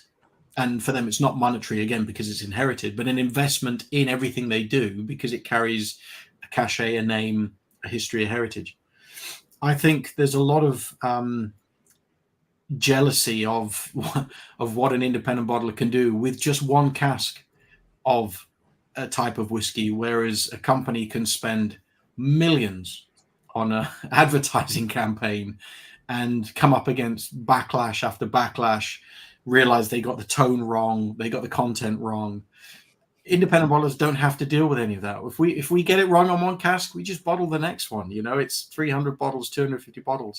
No Jane Walkers for us. No. Yeah, as I joke with somebody, it didn't cost me several million pounds to make the man walk the other way. Yeah. So I think that's probably where the clash is. And the term parasite, which has been used by many people within the industry, it is true. It is a parasitic, but it doesn't necessarily mean that it's eating the host. It's more of a symbiotic relationship that many distilleries have really. I mean, the best example at the moment, Port Ellen. Diageo cannot at all stand up and say the interest in Port Ellen has anything to do with them. It just does not. They barely bottled it. They barely even acknowledged. They closed it because it wasn't good enough. Port Ellen is being revived almost single-handedly by the independent bottlers. And within that, probably Cadenhead, Gordon MacPhail, and Douglas Lang. They're the three main Port Ellen bottlers who showed how exceptional that whiskey could get. So if you're in the strategy department of Diageo and the guy's saying, right, look, haven't we done well with our Port Ellen bottlings, which are, as Graham will know, exponentially expensive. And somebody, we should revive it. It is what it is because of the independent bottlings, definitely. I can hand on heart on that one. So how can there be anything other than a little bit of strife and friction and jealousy, contention, all those kind of things? If you're working in a marketing department and a guy in Germany picks a cask, gets 90 something points, and you've just released a 10,000 pound bottle and you get 89 points, it's got a great. It's got a great. So yeah, but I think a lot of it has to do with the personality. Compass Box, where that quote is taken from, that chapter on Compass Box. Compass Box is successful for two reasons, and the biggest of those two reasons is John Glaser. You take John out of the scenario. First of all, it doesn't happen. And second of all, the conviction, the intelligence, the whim, the whimsy, everything isn't there. It needs John Glaser to make Compass Box happen. So, the interview I had with him, I said, how much have other people copied you? It's so evident that you've been so copied by other companies. And it's true. John has changed the blending world as we see it. So you need independence to do that. And not just that. I'm sorry, I'm going to do another quote, but I'm not going to throw it on here. I'll just read it. So these new independent distilleries are all bottling at 46% or above. None color their whiskey. None rely on single type of cask. None rely on single age statement. Most offer cask strength versions. Most single cask expressions, market-specific bottlings, packaging and labeling that tells the customer what they want to know. It's as if they watch what a generation of independent bottlers were doing and thought, hey, that sounds like to really appeal to the customer. And so you said symbiotic, and I believe that. And can I say that this is only really in the last 3 years that they're changing to the 46% non-chill filter, no coloring? Is it 3 years? And that's just working out for me. So mainly it's because most of those distilleries have come on in the last 3 years. But even, and I'm sure you and Mitchell, who's the MD, would back me up, even Aaron, I believe, will have changed their strategy because of what the independents were doing. And Ewan comes from a Springbank Cadenhead background, so he fully understands the need to satisfy consumer demand over the pennies pinched for a 40%, 43% bottling. Yeah. Oh, look at that. Springbank 11-year-old. Sold, Graham. I'll take that. Thanks very much. Showing off what the customers are buying. I don't know if that's what type of issue would that be? Okay. Yeah. But you're quite right. If I mean, I've got Lindoras, I've got Ardna Merkin, I've got Toravaig. They're all really within the last 3-4 years, and it is that consumer knowledge that's driving that.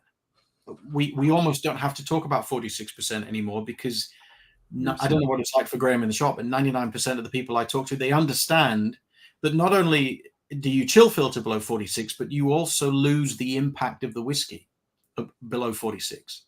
And I always say that the sweet spot's sort of between 46 and 50%. Whereas when I started in the industry, they were still watering down stuff to 20% for nosing and tasting, which harks back to how the Scots drank the whiskey as a half and half. They would fill their whiskey up with water to 20%. That is a killer. You're losing so much flavor. So yeah, these guys. It's fascinating to watch them also interact with the consumer, because they are acting and talking and marketing and personalizing it as if they're an independent bottling company, of which they are. They're just an independent distillery bottling company. So it's a new breed, and it's incredibly refreshing, and it's doing really, really well. And it's shaking up the conception of whiskey. Suddenly a 3, 4, 5-year-old whiskey can be outstanding. And it's also shaking up how we approach the consumer from a distilling point, where we can say, look, there's no question you can ask that I won't answer.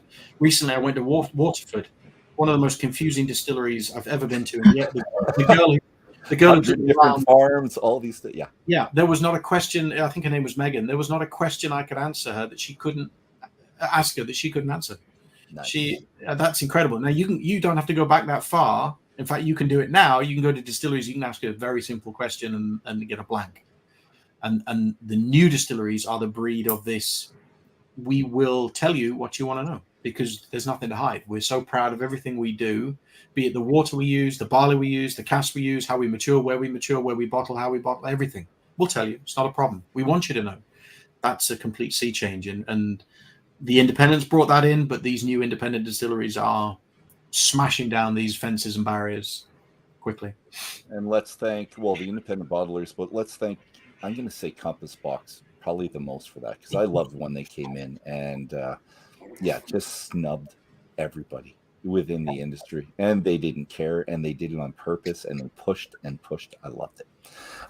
So new distilleries are doing exactly this, but where does that leave independent bottlers now? If they're doing the exact same thing as the independent bottlers, does that take away from the cachet or something of the independent bottler? Let's leave that. Yeah, I think it does a little bit, because they're doing enough for themselves. There's a few independent distilleries that are very openly working with independent bottlers, and they're allowing them to pick casks for bottlings, and either in their livery or the company's livery. Ardna Merkin is really, really good at that. Alex Bruce, the MD, he comes from a Delphi background. He understands. But for the most part, these guys are thinking in independent bottling terms as to what their consumer wants. Gone are the days where you could offer a 10, 12, 18, or even 3 age statements, doesn't matter what it is, but all very similar. We mature wholly in X type of cask. That mentality is gone, because they understand that the consumer will show no loyalty to that. Our grandfathers or our fathers were a drinker of X, whatever X was. Yep. That's gone. That has disappeared. The brand loyalty is only to the point of, I always have that on the shelf. I've emptied it. I'll replace it. But I see you've got new Lindoras from a port cast or a new Ardnamurchan peated, whatever it is. That's what's driving these things. It's a consumer desire to taste the next thing, to see the change. And that has impacted on what independent bottlers do and had done. We were the guys that said, oh, you only drink sherry cask, whatever. We've got a bourbon one. Try that. These kind of things. So it has impacted to a certain extent. Saying that, the two are working very well together.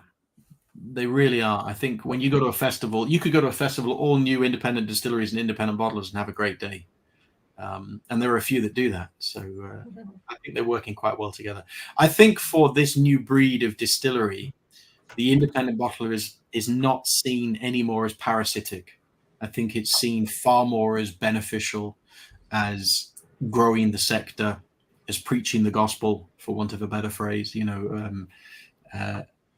I think they're helpful in funding some of the new distilleries by buying casks, by having an open relationship. So it's far more beneficial, I think, to independent bottlers, that openness and that kind of relationship, than the other side, the big conglomerates that just kind of say, no more, you're not having any more of this. That's it. We're going to take it all for ourselves.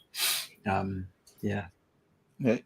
Graham, let's go to the consumer. Where David talked about the consumer, and what are people demanding from you? And let's just preface this. You were unwind at one point. You had a focus on wine as well as whiskey. You became mostly whiskey now. And what does the consumer want? I know what I want, but the general consumer, the person that walks through your door just now, are they looking for independent bottlers? Are they looking for unique? Or are they looking for something specific that they heard from someone? I think David summed it up really well when he said they're looking for the next thing. Okay. Yes, I have a bottle of Ardbeg on my shelf at all times because I love Ardbeg, but very much looking for the next thing. Be it an official bottle. They generally don't differentiate between official bottlings and independent bottlings so much anymore. They're looking for a style, or they're looking for a uniqueness. And we sort of have always pushed the whole uniqueness of the independent bottlers. They're not getting the casks that are used in the official bottling blends. They get the outliers sometimes, and it doesn't mean that they're not bad. They're just not right for what the distillery wants to do in their official bottlings. But they're unique, and they're interesting, and they're fun, and they're, Scotland hasn't gotten to playing with mashes yet like we do in Canada with our single malts, where they've now started really playing with the mash themselves. But they do it every other conceivable way, playing with casking, playing with finishing, playing with uniqueness, say small batch, all those things.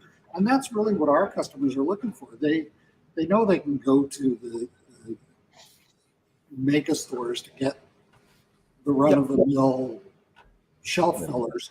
They come to us looking for something that's the next thing, like Lindor's Abbey of any sort, or Kingsbarns, or Weems, blended malts, and all those sorts of things. That's why they come to us.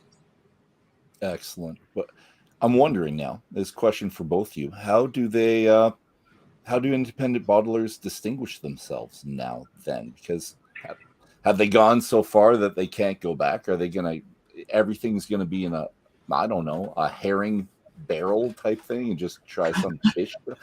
I'm wondering where we go when we think that we've gotten just about everything. So, and maybe I haven't. Maybe I'm just too limited in my scope.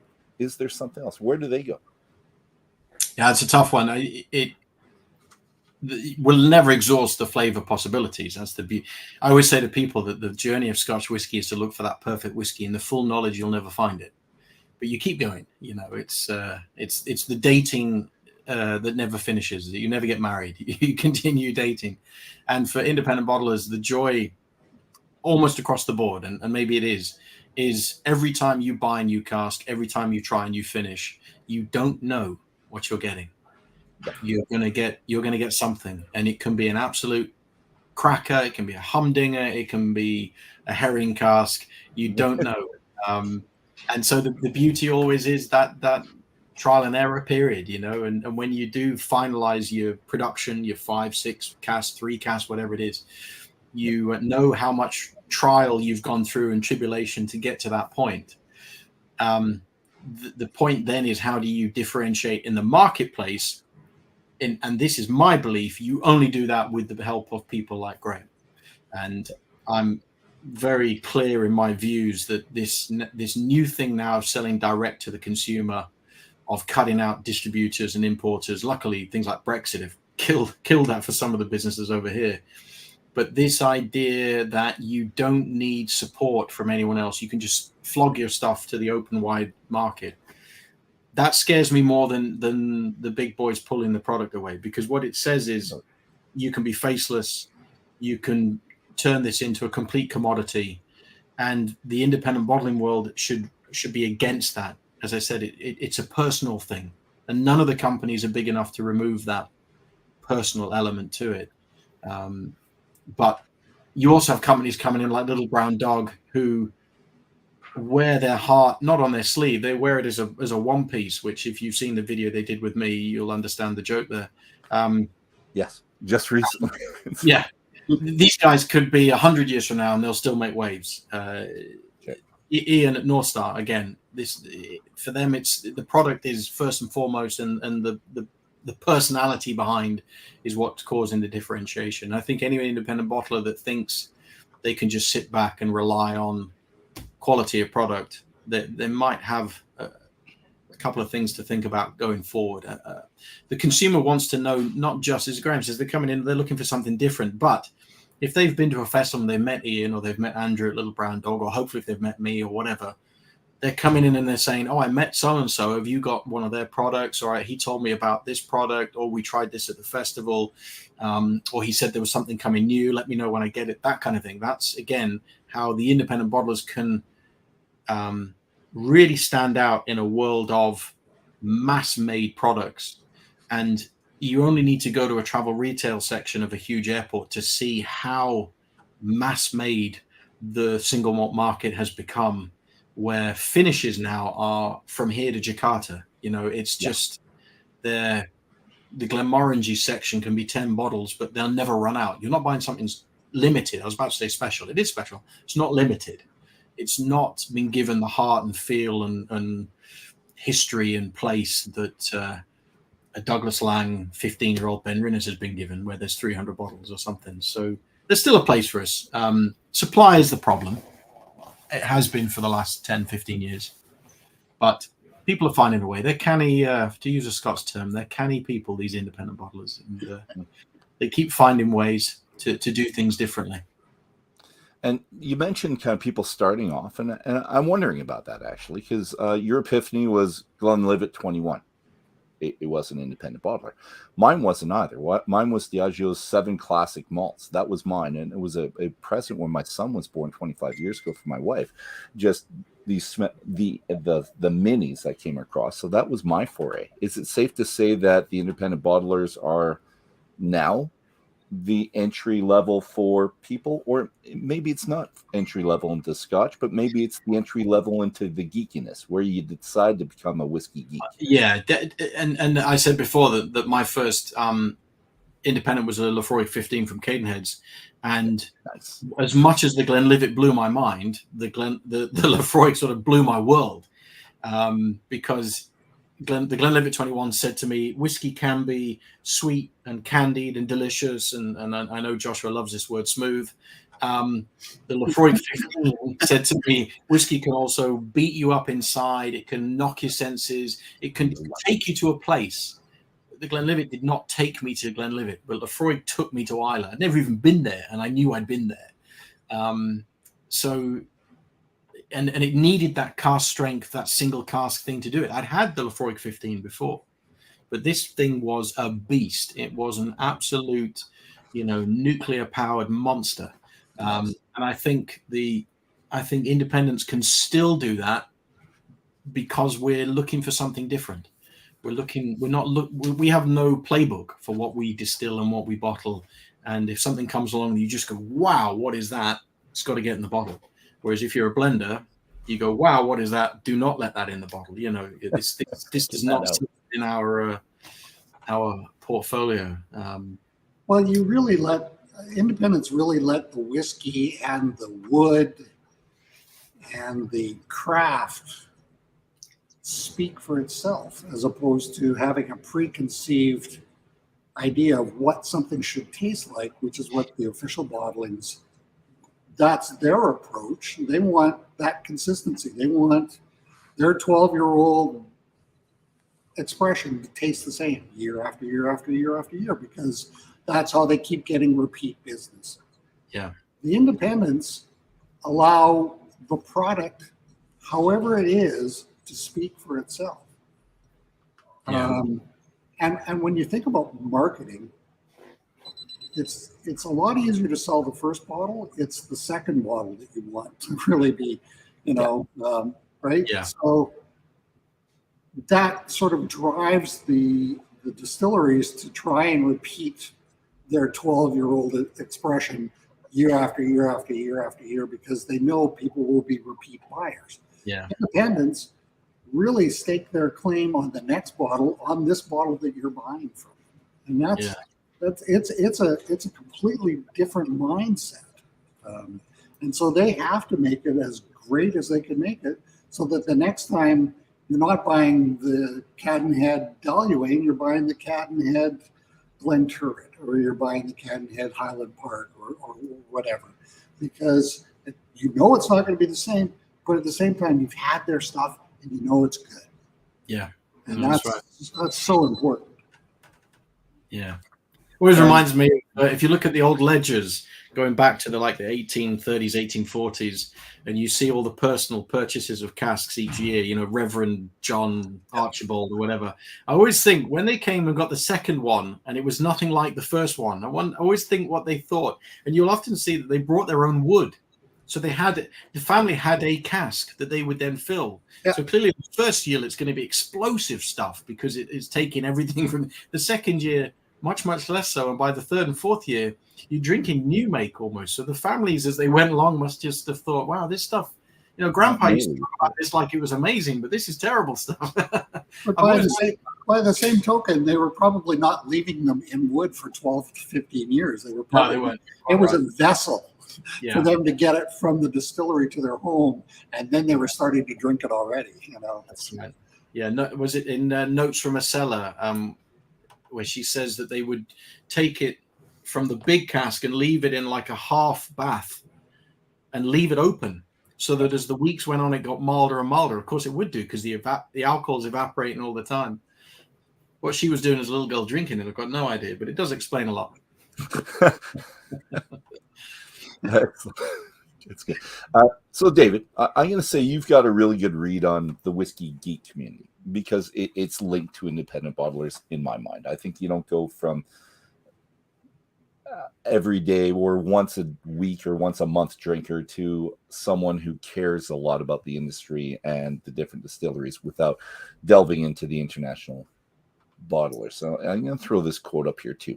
So your read, and this is you again. I guess the point I'm really making is that it's no longer sufficient for drinkers to hear a blender discuss how each component is part of a symphony and together they make an incredible harmonious noise. Sounds good still, but it's we want more. As there are enough among us who pay to hear the solos and or will pay the same attention to a soloist as we would to the entire orchestra. That's a great quote, by the way. Thank you. So some of us were never blends people. I really wasn't. So some of us have always wanted the story of the one player that's above the team or that makes the team or changes the team. So international or independent bottlers often cared little for any brand heritage, instead offering, this is still a quote, offering the customers something they otherwise could not obtain. And from this grew the whiskey geeks. That's where I think we came from. So these whiskey geeks were not a fad and turned out to be among the greatest selection of unofficial ambassadors this or any industry would ever wish to have. So thank you, David, for that. And thank you, because your influence on guys like this right here helped me get a whole bunch of really good whiskey at one point in time. Let's talk about your specifically your brand. When did you decide? What was that? You talked about it in the book, but I want you, people should still buy the book, but I want to know a little bit when you decided to become an international or independent bottler. I keep saying international, I'm sorry. Independent bottler. And how hard was it for you to get in touch with guys like this to sell your bottle? Yeah, I knew September 2004. And a cask of whiskey arrived through a supplier that I had met previously. And I knew it was good, and it was not bought by the company I was working for at the time. So I contacted the supplier and I said, look, I'd like to buy this cask privately, something that you could do back then. He said, yeah, that's no problem at all. I don't mind. I've been dealing with you for a few years, not an issue. And that was really the moment when I thought, I kind of felt I had enough knowledge, being a young, stupid kid as I was, to do independent bottling. And the industry was still, so 2004, sales were still tough. People were beginning, certainly on the continent, were beginning to get a feel for what should be a value of something and why something should go up in value. As I said before, we still had a period where it didn't matter what it was. A Glenlivet cost the same as a Lefroy. There was no difference whatsoever. That was later on. So I started 2005. I started January 2005. I bought that cask with every penny I had. And fun enough, I got it bottled illegally, not knowing that I needed certain certificates and regulations in place. I didn't take it out. Somebody did it for me. In fact, the guy who wrote that book. But it was a tough sell off the bat, because it wasn't, in today's terms, it was phenomenally cheap. But at the time, it was still, you're above £50 bottle. So there was a mindset back then. 50 quid, that was a lot for a bottle of whiskey. I mean, nowadays you can buy miniatures for more than that. So I was lucky that I had a guy in Germany who agreed to take half the butt. So he took 300 and something bottles. That allowed me to pay really for the whole thing, more or less. And I then leaked out the other 300 doing certain things. But to get to retailers, I had to use distributors. I couldn't go direct. Okay. So the UK market as a whole was dead. I mean, it was so tough. The Cadenhead shop sold their stuff. You had Royal Malt whiskies that weren't really interested in new independent bottlers. You had the Whisky Exchange, again, not really interested in new independent bottlers. And that was it, really. There were only a handful of shops selling independent bottling whiskey. Even the contacts I'd made that weren't really interested, don't really want a new independent bottler. We're struggling to sell the stuff we've got at the moment. And you got to remember, they were getting some good stuff back then. So it was through distributors. It was through Jack Weber's in Germany, Kazunari Meino in Japan, then Ho Cheng Yao, Kingfisher in Taiwan through their company, which is whisky.com.tw. So through distributors, I had one in Denmark as well. I was able to just release bits and pieces as we went along. And then eventually I had enough money to actually go out and meet the retailers, do some festivals, get face-to-face, start doing the tastings. And that's where things began to grow. But it took, I nearly closed the company in the second year because we were failing miserably. I just had my daughter. We just couldn't afford to buy anything, to do anything. And then you tried to become a teacher, by the way. I want to throw that in there. That's right. Going to be an English teacher in 2007. And then, fun enough, the financial crash that changed everything. So 2008, that turned. You can literally take the industry back to 2008 and say that's when the sales hit the fan for the entire industry. 2008 blew everything up. Suddenly, markets started developing. Sales of single malts, profits went up. As the financial industry was collapsing, whiskey was going into the heavens. 2008 onwards, that's when things started to change. So that's when I really I started getting offered some really good whiskey. I was very lucky that I had a little bit more money then to invest, and that's when the company took off. And Graham, how has it changed? And really, over time, who's approaching you to sell their wares? Who from the independent bottlers are you seeing? Are they the independent bottlers themselves, or like David described? You know, in the 14 years I've owned Unwind Whiskey Drop, the market for representation on the whiskey side has changed drastically. It's gotten very soft. It's gotten very lazy. What do you mean by that? Well, agents don't come to visit us anymore. Okay. They send emails saying we've got a limited time offer, and that's the only emails I get from people. They don't come out and they don't know what my business is, like the big guys especially. They're trying to sell all their stuff to the giant chain stores so that they can sell 100 pallets in one email. Okay. So it's really changed. In a lot of cases, it's me that goes looking for them. We went looking for Rest and Be Thankful. We saw them on a website in Australia, and we contacted the company directly and said, we'll set you up with an agent here in Alberta if you'll bring your stuff to Alberta. I'm constantly on email with Mark Watt saying, hey, Mark, why don't you sell me some of your Watt whiskey here in Alberta? And he says, no.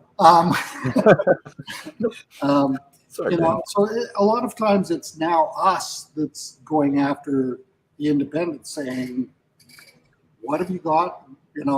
We'll set you up with, like we have some friends who are agents in the marketplace here, and we'll set you up. I mean, that's okay.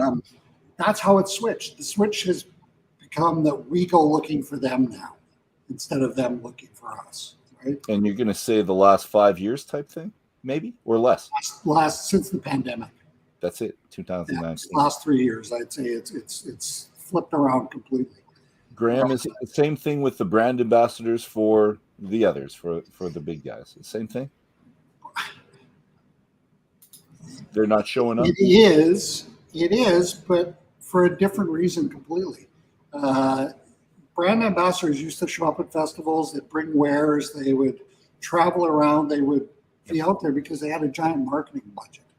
When the pandemic hit, nobody was traveling, nobody was going to festivals weren't happening and whatnot. And it appears to me, from my perspective, that the company said, look at all the money we're saving not having to send all these brand ambassadors out into the marketplace. And so when it came time to sort of maybe fire up that process again, they said, we're doing good and we're saving all this money on marketing. Let's just not do that anymore. So we don't see brand ambassadors very often. You'd assume that would bite them in the butt because, well, during the pandemic, people were drinking more than ever. So they were looking for the whiskey. They were buying whatever was available at that time. But now there's a lot more choices, I'm going to say, as well. Why would I go to somebody unless I have some type of personal connection or you have something very dramatically different or good? Well, I think you're looking for a causal effect. Yep. And I don't think, it's not been my experience with a lot of the agencies that they understand that there is cause and effect. I think. And that they will look for other excuses. If their sales drop, they'll say, well, it's the economy or it's some other reason. It's not the fact that we're not getting out there and getting juice on the lips of these people. Mm-hmm. It is that, other things have cropped up now and people are losing there's a million, people can convince themselves of a million different things so easily without actually being somewhat introspective of what they're doing. So I would have to say that coming out of the pandemic, and certainly the companies that we deal with are the people that send people around. I don't pay any attention to people that just send me an email saying, here's what we've got. Well, you're a personal guy. You like the personal connection. So that's okay. That's where you are. It's what you want. David, I'm going back to you and your role as an independent bottler. And because the book's about this, not just independent bottlers, but what you did in your specific lived experience. So you stated that your intention is to show a journey and give, albeit in a small way, an understanding of the process. And we definitely get that. So you introduce us to the troubles with banks, leaking casks, ways to not list assets for tax purposes, warehouse problems where you have wrong casks were incorrect, strikes were taking wrong, labels were applied, labels applied at the wrong temperature, and which was really neat to know that it had to be this certain temperature or you get this film. That was really cool. I like that. I never even thought of that. Well, anyways, 2 years you did this in chapter 9. Called Business Plan Is Survive Sufficient? Is a good title, where it was obviously stressful. Your hair fell out, you said, at the end of this. I don't know if that's the time, but would you do it again now? Is now the type of environment where someone could still do well doing that? Or did you think you had a perfect time of going into the business? Well, I think the most interesting thing to say there is when I started, my main supplier told me I'd missed the boat. He said, "You've missed all the good stuff, all the Dallas Dews, all the Brewers, all the Port Ellens. They've all gone." And he wasn't wrong. I didn't ever bottle. I never got a Dallas Dew or a Brewer or a Port Ellen. Would I do it now? Yeah. It with all the previous knowledge, to do it now is tough because you're too nostalgic about prices and makes and qualities and things that you could get. When I started, again, there was no difference between the cost of a sherry cask or a bourbon barrel. There was no differentiation. Nobody said this is twice the price because it's in a sherry cask. It's just I've got this in a butt or I've got this in a hogshead. In fact, that's how it was sold. You want this is in a butt, and you'd say, is it first fill, second fill, third fill? And they said it's a butt. Okay. I'll ask somebody else then who understands this industry a bit more. Now, yeah, I see what some of the guys are doing, and in a way, I'm a bit jealous. There are guys out there who are so much better at the marketing, at the style, at the presentation, at the personality. When I first started, I was very afraid of being too noticeable, of really being too prominent, because I thought the independent bottler had to remain in the background. The companies I'd worked for beforehand kind of were. I mean, Cadenhead's really is famously, until maybe Mark joined, it was always in the background. You kind of didn't know who worked there. You kind of didn't know how it worked. You kind of didn't know where the cask came from. They like to remain in the background and just have these things speak for themselves. And I took that into creative whiskey, and I thought if I was too loud, too prominent, too much of me coming across, then I might lose supply. People might get pissed off. Who are you? Especially, I am English. I can't disguise that. So some of that as well. But actually looking at what certainly Ian at North Star does, and Andrew at Little Brown Dog, and the Thompson brothers, and my friends Brighton, all these guys are. It's almost as much about them as it is the product. And I don't mean to demean the product, but they're such fun, fascinating guys that their product sells off the back of them being them. And I kind of wish I could do that as well. So yeah, I would, if I'd start again, I would do it now. It's tough. It's very tough. I look at my shelf here and I can count all the whiskeys from the 70s, and there's plenty of them. You can't do that anymore. It's you're in the tens, if not hundreds of thousands for casks of this caliber. But at the same time, whiskey is whiskey is whiskey. If you keep bottling good stuff, doesn't matter if it's in the 70s or if it was made 3 years ago, still good stuff. And we're going to want it. I like the link, and we keep talking about the personal link within this. And I'm going to go back to your epiphany, your dry tour. So you mentioned some big names that you met early in your career. So Ian Henderson, Lefroy, Donald Redwick, Leg, Jim McEwen, Bowmore, David Hardy, Kalula, and John McClellan, Sabuna. How has meeting these people, and Graham, you've done the same thing. You go to Scotland and you're meeting people, and they're big names and people that I've heard of, and I'm really envious of everybody traveling and meeting these people. How's that changed now? Do you think they're the same as they were 15 years ago? Have they changed their perception and what do they do with people? They barring a couple of them and possibly Donald and David because they work for Diageo, they all had a healthy disrespect of the machine that they were part of. And Jim McEwen would tell you as many stories that made the company look bad as he did that made the company look good. And he wasn't doing it to disparage the company. He was kind of saying, look, we don't get everything right. We're not perfect. We can learn from our mistakes. John McClellan at Bunnahabhain would moan about his company to anyone who would listen. And it was brilliant listening. Absolutely lovely to listen to him do it. I can say this about the Scots. I'm sure Graham won't disagree, but they love a good moan. But they do it in a way that brings everybody to the table and to the party. And John was, you'd go away feeling better about the company than before you came, because he did it in such a way. These guys all had a healthy disrespect for the machine, for the marketing, for the BS. And I think now, to a certain extent, it's all a little bit controlled from the big guys. And I don't know if the people are allowed to have as much personality as they did. This can be a bit nostalgic. It's like when we think of the old football days, and sportsmen used to have charisma, and now they're all this, that, and the other.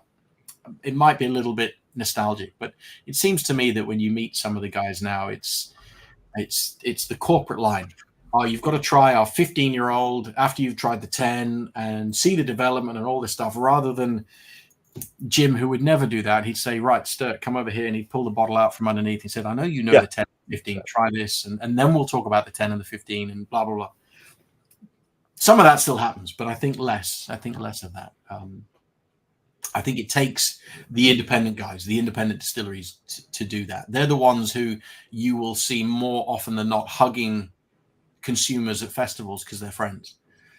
Don't see that so much from the big boys anymore. And quite often you might not see the same person twice in a year. It's as Graham says, it's they've disappeared.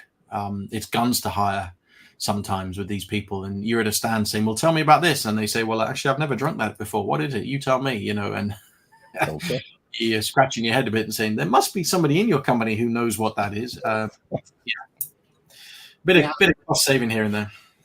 It would be nice if the James Robertsons and the Ronald Watsons were traveling again, because they were the guys that knew their products. Now they just hire locally, and if you look good in a tight shirt, then you're gonna like golf. No. That's why you. Well, thank you, sir, but you're lying through your teeth. That's very nice. Yeah, that's good. I have one statement that I think sums up the Scottish attitude better than any other. Okay. If you happen to be in Scotland on a sunny day, a true Scotsman will turn to you and say, we'll pay for this. Twice a year that happens. Yeah. Spoken like a true Presbyterian. Yeah.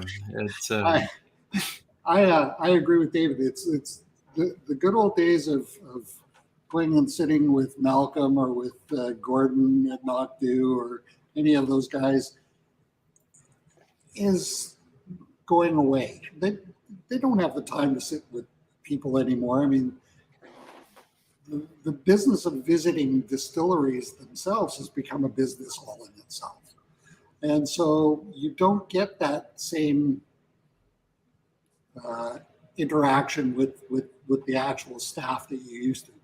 Aberlour is, to me, becoming a typical distillery in that they have 3 guys that run the distillery, and 8 guys in the the gift shop. You know, I mean, it's like everything is becoming mechanized and computerized and whatnot. But you know, what gives me hope is that there's still the Springbanks of the world that have 80 people working for them. You know, and blackboards and shovels and, you know, Headley Wright working the bottling line. You know, it's like there's still those guys around. There's still those guys with the passion. I always said, you know, if I can back up for a second, the whiskey industry used to be such a brotherhood.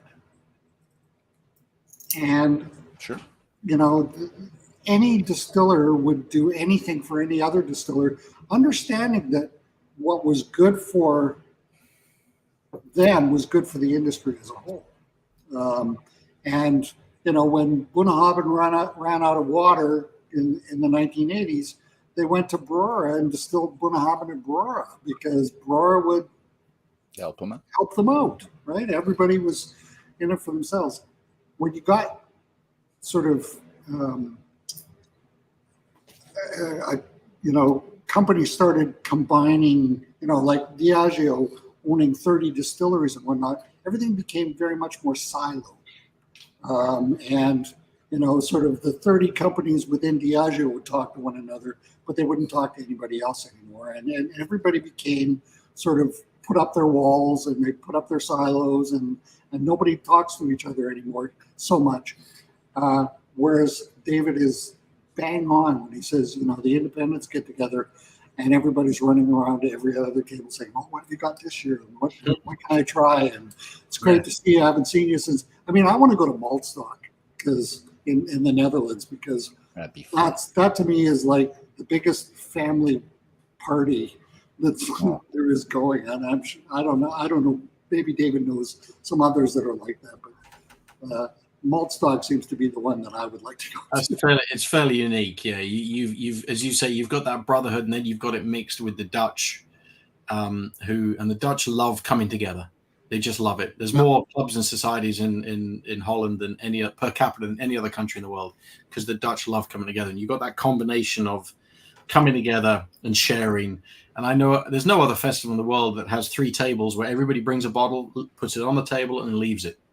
You know, so you know when you get there, there's 50, 60 bottles that you've never seen before that are free for you to taste, and could be a 20-pound bottle or it could be a 120-pound bottle. Nobody knows who gave it.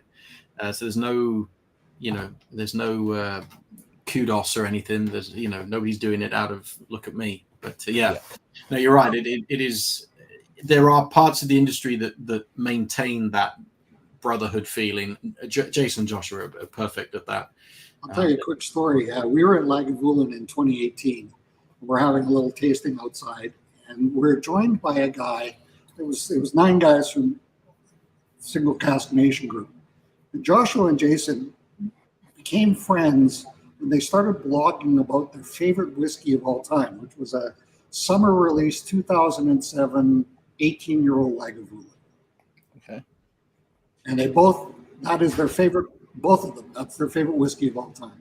So we're sitting at this table at Lagavuling, and it's outside, and we're at a picnic table, and there's this fellow that we don't know who has joined us. Anyways, we finally said to him, you know, who are you and where are you from?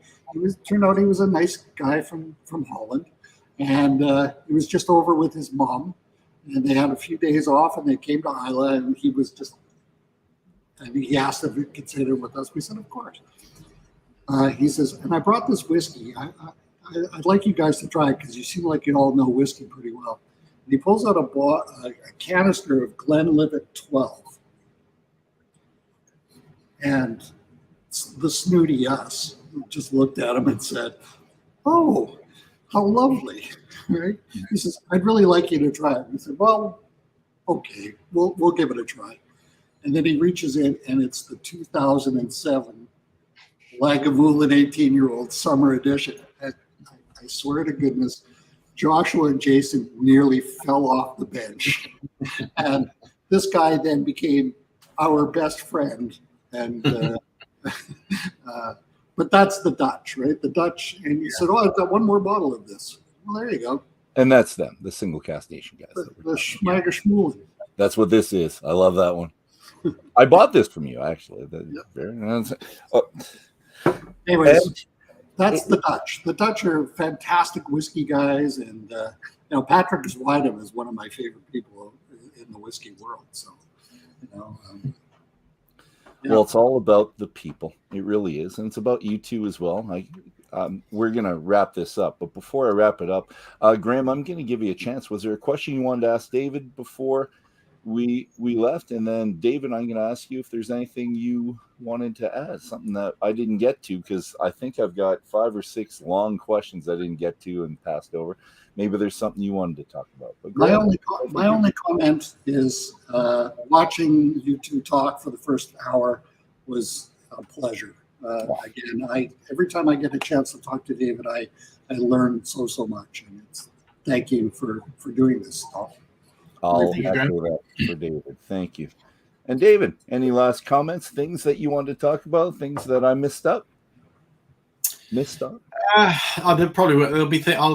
I'll be sat in about half an hour saying, I should have said that, as there's always after these things. But I do have one big regret in life, and that is I've still never been to Canada. So I will rectify that at some point. As a huge Rush fan as well, I've got to get to the home of Rush and do Canada. So one day, Graham, I will come do host a tasting for you. Oh man, it'll be my pleasure. When I come out, true stories will come out. When I come asking for you, don't close the door on me. We're gonna just be an email of what's available. I see the flight chart. You can get here for $600 right now. I think you might want to, Dave. No, you've got a family first, but one day we would love to have you here in our home here in Edmonton. That's it. That's all the time we have today. Well, we could bring it on, but I feel bad making everyone sit for over 2 hours so far. The time does fly for me because I could do this all day, and I'm already drinking, so it's great for me. And I could listen to you both forever and ever and ever. So a fantastic morning for me. It's turned into the afternoon. Thanks, Graham, for pitching in and for getting me his book. And you said you got it. How? Just how could actually David sent me 10 copies. I've got your copy, not the one you got me, but how did you get yours? I got mine through the crowdfunding. David was kind enough to send it to me. So. Which is done now. But David, is there another way someone could possibly get this book right here? But if they're in Canada, through Graham. That's it. If you're in Europe, there's a website called whiskybooking.nl. And if you're in the UK, contact me, or there's quite a few shops in the UK that stock it. I made sure it was only whiskey specialists that could stock it. There's no Amazon, there's no wholesalers. I thought that was nice. I have to place another order because we're almost sold out. So. Good. Okay. Good. Everyone get out there, buy the bloody book. Do it, and then watch this, and then read the book again. That's the way it goes. So thanks, Graham, for that. Thanks to everyone who joined us today, and mostly for those of you that join us in the future, because that's mainly how it goes. Special thanks again to you, David. I'm looking forward to seeing you again with one of the many books you could possibly be writing right now. I think we mentioned 2 or 3 that you could possibly be doing right now. And we're going to see you all next time with my next interview with Eddie Ludlow, and we're still trying to figure out the date with him. As a final note, if you don't want to miss a minute, any of these programs, episodes, click like, subscribe. But gentlemen, if you have something to hold up, even if it's water, we're holding up a glass. As always, here's the good company down there and over here, good company. Here's the good whiskey. And my SMWS is fantastic for that right now. And here's the good conversation, which I've had for over 2 hours. I need to thank you both and thank everybody. Have a fantastic day, you all. Sláinte. Cheers. Cheers. Bye.